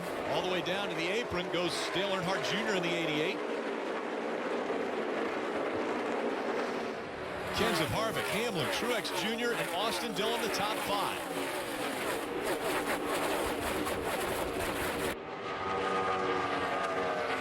Laps of racing to go at Michigan. A big move by the 88. Dale Earnhardt Jr. trying to get by that 2. Joey Logano makes the same move at the same time and stalls the 88. He's not able to keep going. Martin Truex Jr.'s got by the 11 and Denny Hamlin for 3rd. Now Jr. again all the way to the bottom of the racetrack to try to get by the 2. Here comes the 18 of Kyle Busch. 18 had a big run on Junior. Was being pushed by McMurray, trying to make the move on the inside, just couldn't get there. So Kenseth has a 7/10 of a second lead over Kevin Harvick. The high drag package at Michigan. Will it give Harvick an opportunity to catch back up? Austin Dillon trying to get by. The 11 of Denny Hamlin to take that 4th spot away. Hamlin trying to hold on to it. Austin was about 4 inches away from having him cleared where he could have pulled up in front of him. Didn't quite clear him. Trying to get it done, getting into the 1. Yeah, at the front of the pack, guys, that's the first lap that Kevin Harvick in 2nd has run faster than the leader, Matt Kenseth. Trying to reel him back in. Under 10 laps to go. So Austin Dillon was able to make the pass. It looks as though they're using side drafting to try to slow the car down in front of them to make the pass or to complete the pass. Yeah, there's just so much drag on the cars, and as we talked about before, 2 cars side by side make a lot more drag. So if a car's underneath you, the thing you want to do is just get as close to him as you can to slow his momentum down. There you look at the speeds at the line. Kenseth with the fastest lap. Harvick, Truex Jr. 2nd and 3rd with the 2nd and 3rd fastest laps.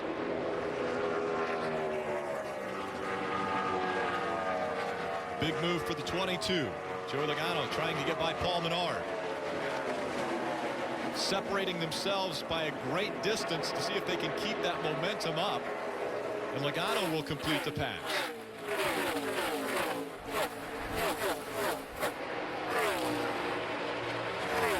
Kenseth keeping the same distance between himself and Harvick. 7/10 of a second separating the 2 that time by. Harvick was faster. You see Paul Menard trying to catch Joey Logano. Paul Menard is one of those bubble drivers we've been talking about, trying to make the chase, and then right behind him is Ryan Newman. So 8th and 9th right now, that would be good runs for both of those cars trying to work their way into the chase. Eric Almirola running 15th on the lead lap. Clint Boyer, his closest competitor in the chase, 41st. And I'm always amazed at the 31, how good of a job they do of being at the end of the race in the best track position they've had all day. And a little bit of a pit sequence, they got up further than that, but this is the highest they've run all day long. It's 7 laps to go. They might get a top 10 out of this, and their strategy, everything they do is about gaining points. They take real advantage of it. In my eyes, they do better than everybody on the racetrack about getting good finishes when you compare where they run during the race. 56 points in front of 17th is Ryan Newman. 24 points in front of Almirola is Clint Boyer. Again, Boyer 41st. He's 34 laps down. Won't be able to make up any of those laps on anyone in front of him, so he will finish 41st today. And Newman's average running position today in this race is 14th, and he just passed for 7th. He just passed for 8th, I'm sorry. That's an example of how it isn't always the fastest car. It's pit strategy. It's Ryan Newman doing a great job on restarts, not giving up spots on restarts. So there's a lot of different ways to get good finishes. That's the way this team does it. Newman's able to get by Earnhardt Jr., Paul Menard. Newman in that 8th position. Kenseth, a little bit more distance now between himself and Kevin Harvick, as we have under 6 laps of racing to go. Matt Kenseth has been dominant. He's already led 141 laps today. Menard's racing all these guys. Menard last pitted on lap 164. Earnhardt Jr. on 184. Busch on 173. Keselowski 171, so they have a little fresher tires. Newman pitted on 184 also. So in this group, without a doubt, Paul Menard has the oldest tires. How about the job that the 3 of Austin Dillon has done? After having an engine expire on him in practice, they have to change an engine, they have to go to the back to start the race, and running in the top 5 here at Michigan. He's running 4th. And I think more importantly, it's the work they've been doing over the last month, 6 weeks. You know, they're just not going to run well today. They've been running much better over the last month. So that's what you want to see with a team. I said it earlier, I think this is the most improved team on the racetrack. They're starting to get top 10s. They're starting to consistently run in the top 10. That's what you want to see. That's real improvement. You can get a good race every now and then, but when you can start stringing them together, stringing good runs together, that's when you know you're starting to have real lasting improvements. Only one career top 5 for Austin Dillon, trying to make that 2 today. Dale Earnhardt Jr. passed by the 2 of Brad Keselowski. Kevin Harvick running second here at Michigan. 5 times before he has finished second. Yeah, and Matt Kenseth continues to extend his lead. It's up to 1.3 seconds now. Really just managing it with 3 to go. 1.3 seconds separating Harvick from Truex Jr. Another great run for Martin Truex Jr. That was what this team needed to get back into the positive, moving in the right direction. A top 5 finish for Martin Truex Jr. today would be a big win for that team, getting the momentum going as we have just 3 races to go before the chase after this one. Brad Keselowski up to 9th. Paul Menard 10th in the top 10. It's Martin Truex Jr. under 2 laps to go at Michigan. It's been a dominant performance today by Matt Kenseth. Listen, Matt Kenseth and his team, think about the last several weeks. They won Pocono. Then they went to Watkins Glen, a place where Matt Kenseth historically has not been that good. They got a really good finish out of Watkins Glen. They sat on the pole here. Now they're in really good shape to win this race. This team is hot. It's not just Kyle Busch at Joe Gibbs Racing. It's also Matt Kenseth in the 20 car. And he's not the type of driver you want to wake up before the playoffs, Rick. Last lap. The white lap has come out for Matt Kenseth. The last time we were talking about Matt Kenseth up front, it was based on fuel mileage. Today it's been based on domination. Yeah, buddy, bring it home. Matt Kenseth down the backstretch after leading 145 laps, trying to lead his 146th lap. And the most important, as he works his way out of 3 and 4. Twice a winner at Michigan before, he makes it a 3rd. Matt Kenseth will win in Michigan. Yeah, right there. Yes, sir. Way to work, man. Way to work. Now on those restarts. Good job on pit road, guys, all weekend. And the domination for Joe Gibbs Racing continues. And it was all Matt Kenseth today. 146 laps led, started on the pole. Not just a win, but just a very impressive, the word's the best, dominant performance out of the 20 team. And I'm going to say this tongue-in-cheek, but Penske kind of dropped the ball today, because the last 5 races, it has been 1-2, Joe Gibbs Racing, Penske. And Logano finishes 7th today. Yeah, you're going to hear people say you couldn't pass today because of this package. We're going to hear that. Matt Kenseth had an advantage because he was started in the front. Well, let me tell you something. He took advantage of he sat on the pole. He took advantage of it. He had the best car all day long. So, yes, was it hard to pass this rule package? Of course it was. But somebody was going to do a better job than the rest of the field, and it was Matt Kenseth and his team. I do have to say, though, we saw some great racing between Matt Kenseth and Austin Dillon for the lead. I mean, there were a couple passes between the two that we saw Austin Dillon be able to make the pass and get in front. Then the stronger car prevailed, with Matt Kenseth being able to get out front and stay out front. But again, Joe Gibbs Racing continuing to dominate in the Sprint Cup Series. Kelly. I've got the coach, Joe Gibbs, and it seems like Matt Kenseth and this 20 team has picked up where Kyle Busch left off. Now 2 wins in the last 3 races for this team. What does it say about your organization that you continue to win no matter what NASCAR throws at you, no matter what type of track? Well, just thanks to everybody back at the shop, everybody in every department back there working hard. It took us a long time. We were down for about 1.5 years. We've come back to a point where I think now we've got a chance in races. I really appreciate this for Dollar General, Todd Vassos, Rick Dreiling, Laura, everybody over there. Thank y'all for letting us do this, and hey, it's just a great day. Laura's blessed us with a great group of guys, and we got a great team feeling. and just really proud of everybody. JD, everybody back home, thank you, man. We appreciate it. JD's there cheering for us. Coach, as you alluded to, when the season started, you guys weren't quite meeting people's expectations, probably your own expectations. Did you ever think that when you turned it around, you'd have this kind of dominance? I don't think you could ever guess in pro sports. You know, things can turn, and next week it twist and can go the other way. I think that's the reason why all the fans and all of us love it. You don't know what's going to happen. Right now, we're going to enjoy this, though, and we're going to go down and try to have a good time here in Winner's Circle. All right, I'll let you get back to that familiar place, Victory Lane. And one of the more traditional looks to a Winner's Circle here at Michigan International Speedway, just right in front of the grandstand, so the fans will be able to enjoy with Matt Kenseth. We'll see him in Victory Circle when we come back. Welcome back to Michigan International Speedway. A dominating performance put on today by Matt Kenseth. Led 146 laps. It's his 34th career win in the Sprint Cup Series. And right now he's having a little bit of a hard time getting into victory lane. Let's go to Dave Burns. And Denny Hamlin did not get into victory lane either today. Denny, what was the main issue? A good top 5 run, but there was something that was holding you back. A little bit of speed held us back. We didn't have quite the speed that the 20 had really all weekend, but still proud of this FedEx Freight Camry team. Top 5 is pretty good with this aero package. Twice in a row we got top 5, but hopefully, you know, there's light at the end of the tunnel, because this is a tough one to pass on. But overall, it was good. It was a fun race. We'll just see what happens. Describe what the organization did here this weekend, because you all came prepared and put on a good show with your cars. Yeah, absolutely. I mean, this is because of Joe Gibbs Racing. That's the reason that our cars ran up front this weekend. All the hard work that the Fab Shop and the engine at TRD does, you know, they gave us the tools to come out here and try to compete for a win. So very proud of the effort that we've put forth, and now we'll move on. That place for Denny Hamlin. Rick?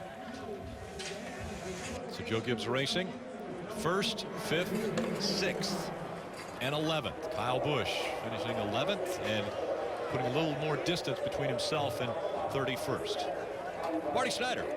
Well, all you can say today is wow. JGR has now won 5 races in the last 6 races. Matt Kenseth, dominant at Michigan today, and I think he said it best. Domination by the 20 guys. A little Gatorade shower for your boys as well. When was the last time you had a car that dominant, Matt? I don't know if I ever had and not messed it up. So these guys gave me a great car. It's easy to take things for granted. I really got to thank the Lord for putting me here. It's just an unbelievable opportunity and unbelievable people I get to work with every single day at Joe Gibbs Racing, as well as all the guys standing here, obviously. So thanks to Dollar General and DeWalt, Sprint, Toyota TRD. They gave us a ton of power today. Gatorade, Citizen Watch, Wiley XS, and Reesers. And I got great partners. Can't do it without them. One more thing. DollarGeneral.com, 20% off all day tomorrow. Right, a discount for everybody. The restarts were crazy today, but walk me through that final restart. We were able to get the lead again. Yeah, Denny did a spectacular job pushing me. You know, the first from the restart zone to about turn 2-ish was like a super speedway race, and it was whoever got locked up, and those Chevys could really hook up. Denny did a spectacular job giving me a good enough push there to get by, and honestly, the toughest one was with the 3, man. We went back and forth a few times and made some contact up there, and it was hard to get away from him. My car took about 5 laps to get going. Once it got going, it was pretty stout. As an organization, talk about what JGR is doing right now. 5 wins in the last 6 races. Any doubt in your mind that a JGR car are the favorites for the championship? It's early to talk favorites. There's so much racing to do. You know, you get there, you got 16 teams that are capable of winning races on a weekly basis as well as championships. So it's one week at a time, like always. This has been a great week. We've had a great couple months. We've definitely have some momentum built. The guys gave us a rocket today. They've been giving us rockets the last couple months. So we're just gonna work hard to try to keep it rolling. And he told his guys after the race, this was all you guys this weekend. We weren't very good in the first practice, but we were good when it counted. Mike? Another guy who's commenting about the restarts was Martin Truex Jr., who brought it home 3rd this afternoon. What were those restarts like? Yeah, they weren't too good for us. We had some good ones early in the race, and then it just seemed like we could never get in the right lane, and seemed like we were always in the wrong spot. We finally got on the outside where we wanted to be on that one where we were 4th and 19, and I don't know what happened. The 3 jumped it, and the 19 spun his tires and took us backwards. So we just couldn't get in the right lane. But all in all, a good day for a Furniture Row Chevy. Cole and the guys did a great job.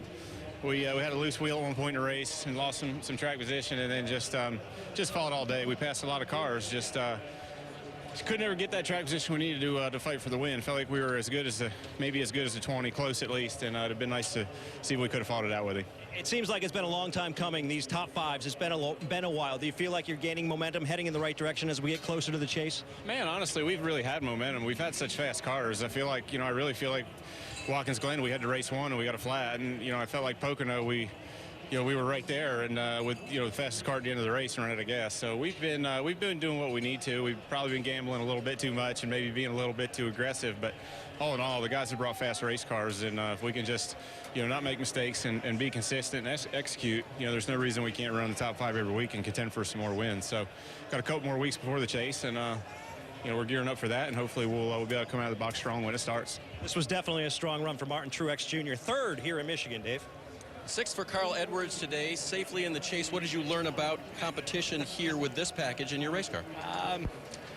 I learned a bunch, but the biggest thing is it's just cool to be part of the JGR team right now. These cars are fast. We had a little bit of restart trouble with Austin. That was really frustrating because with this package, the restarts are so important. I mean, Eris outfitted everybody around here with the good modems and everything, so I know they get the. They all saw it. They got high def replay up there. I know that, and I just wish NASCAR would have called that and helped us a little bit there.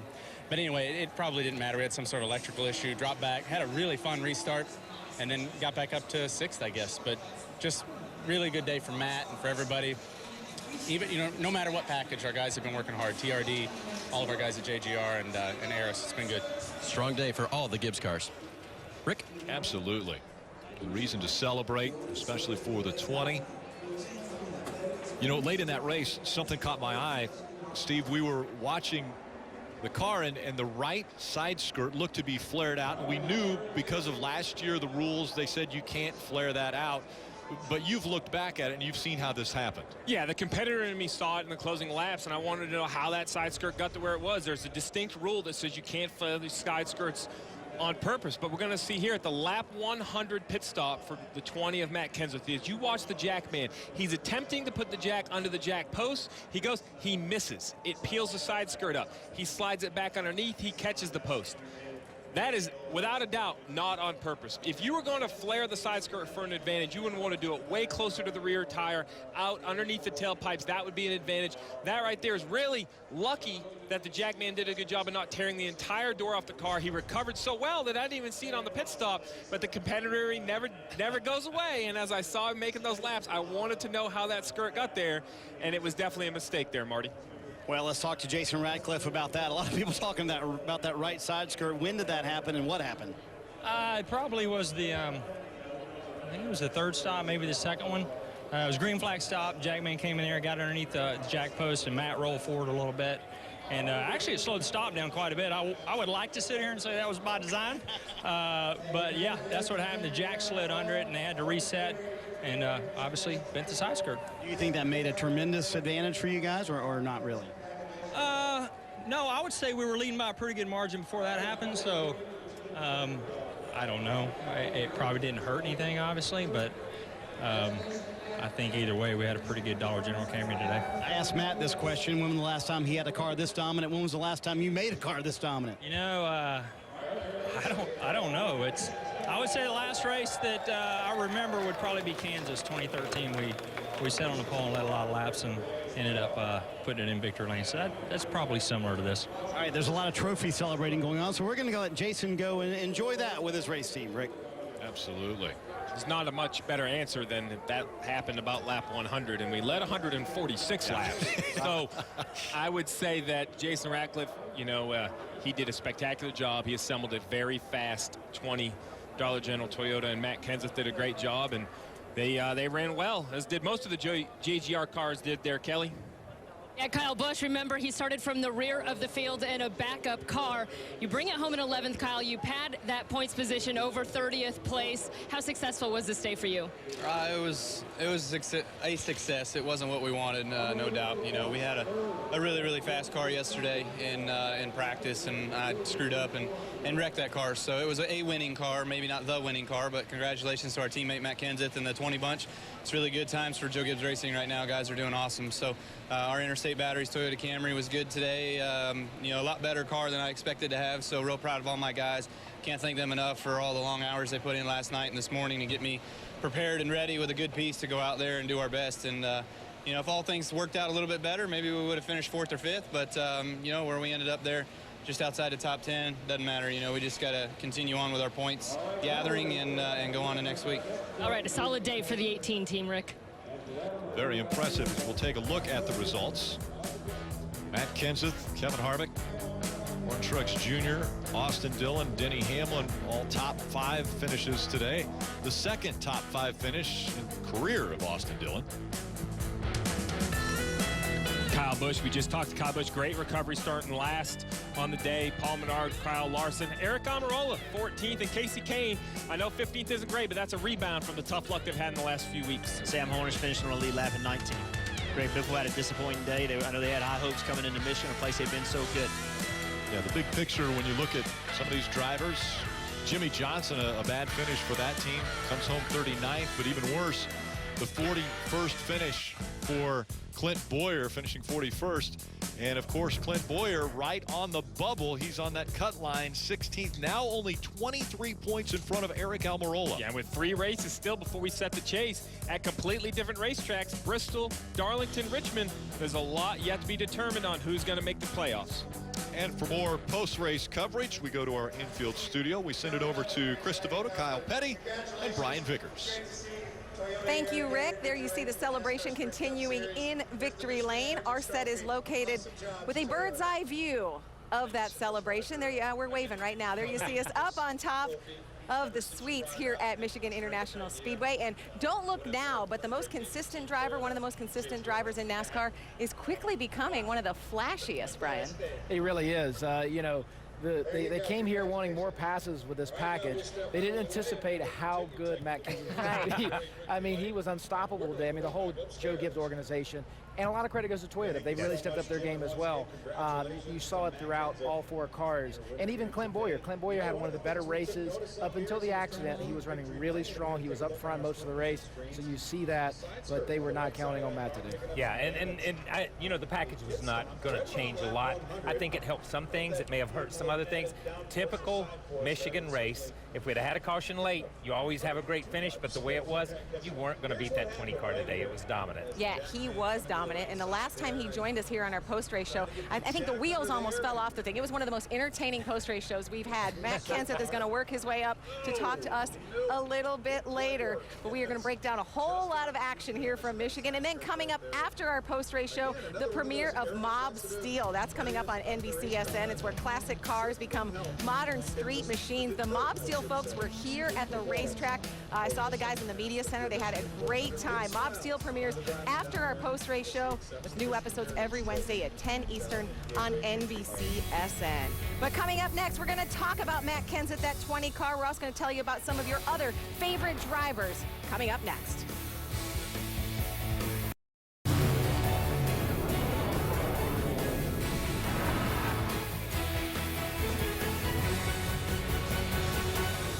Welcome to the NASCAR America post-race show from Michigan. For those of you tuning in right now to see Mob Steel, don't worry, it is coming up after we finish here in Michigan. We'll give you those modern street machines from Detroit, but right now, today, it was Matt Kenseth in the shadow of Motor City, motoring past the field, his 3rd win of the season, also his 3rd at this racetrack, Michigan International Speedway.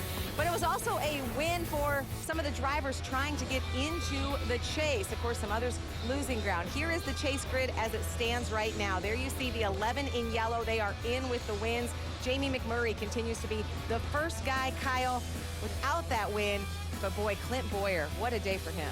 Yeah, you know, Clint, a day when those guys needed to come in here, make something happen, just have a good solid run. They had that cushion build up. Watch this cushion go away. Boom, here he goes. He gets together with the 31 car of Ryan Newman, gets spun out of the pack. I don't know if Clint went up. I don't know if the 31 car of Newman came down, but they got together searching for the same place, same part of the real estate on the backstretch, and basically ruined his day and a lot of points. Yeah, and one thing to think about is, you know, Clint was running really good. Yes, he was. Right up until that happened. I mean, they weren't just cruising into this thing. It was one of their better runs this year. Really impressive run. Unfortunate, the accident, like Kyle said, it was just a racing accident, but it really hurt their chances. I mean, they're feeling the pressure right now. Yeah, Clint Bowyer, he's in the most precarious position. He holds that final chase position. You saw Eric Almirola on that grid. He is now 17th. He made up 27 points on Clint Bowyer. He's now 23 behind, and with 3 races to go, that can all change. We can see a whole different lineup when we go to Bristol next week. Yeah, we could have seen a lot different here. Think about it. Austin Dillon was leading a lot of this race. Think about Clint Bowyer sitting in the garage area, looking up at that scoreboard, seeing that 3, seeing that 16th place go away if someone like Austin Dillon wins. You know, the big conversation coming into this was a 50-point cushion. It went away just like that. It was cut in more than half, and it can get cut in half again. It can go away so quick, especially with Austin Dillon. He was running so strong, one of his better runs this year. He could have very easily put that car in victory lane. Yeah, Austin Dillon in that number 3 finishes in the top 5 today. If he or someone else, maybe a Ricky Stenhouse Jr. win in Bristol next week, this whole thing, it was cracked wide open. That guy, Matt Kenseth, he's going to join us coming up a bit later here on our post-race show.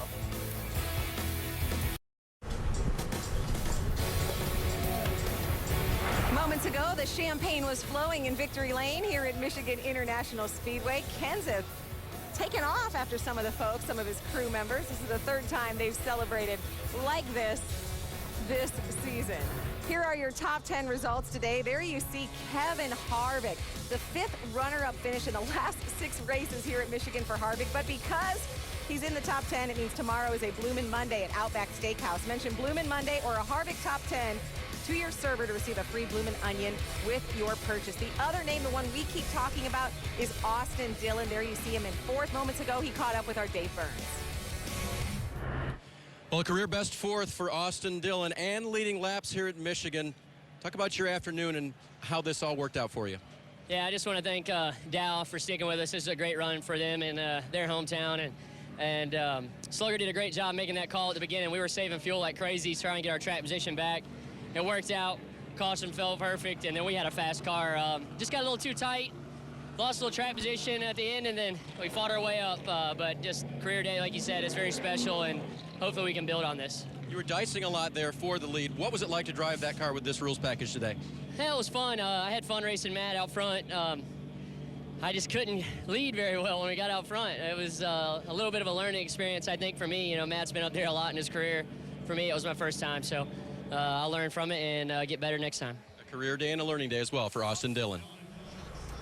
It could also be a statement day. You know, we have said since Slugger Labbe, crew chief, came on board with Austin Dillon, they made that crew swap. This team has just been slowly climbing. Are we going to see him win one of these next 3 races? I think it's very possible, and that completely changes the whole bubble situation. It's already getting tighter, but it completely changes it. I mean, I've really seen Austin Dillon come on strong lately. He's shown a lot of maturity. He's made mistakes. We've addressed that.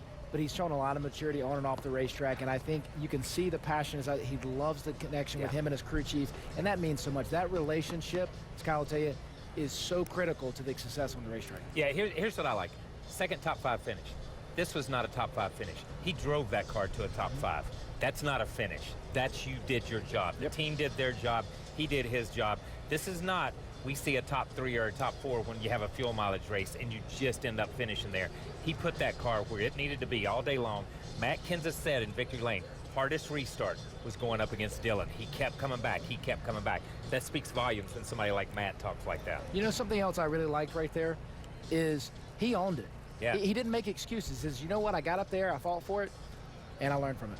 Well, and Matt Kenseth is the winner today. And hey, next up for us is Bristol. Who won last time we were there? Who got the sword in victory lane? Oh, who? Matt Kenseth, the driver of that number 20. Coming up next, Mob Steel, you will hear from Matt Kenseth, today's winner, on Live Extra and Victory Lap tonight. That's going to do it for our coverage here from Michigan. We will see you next week from Bristol.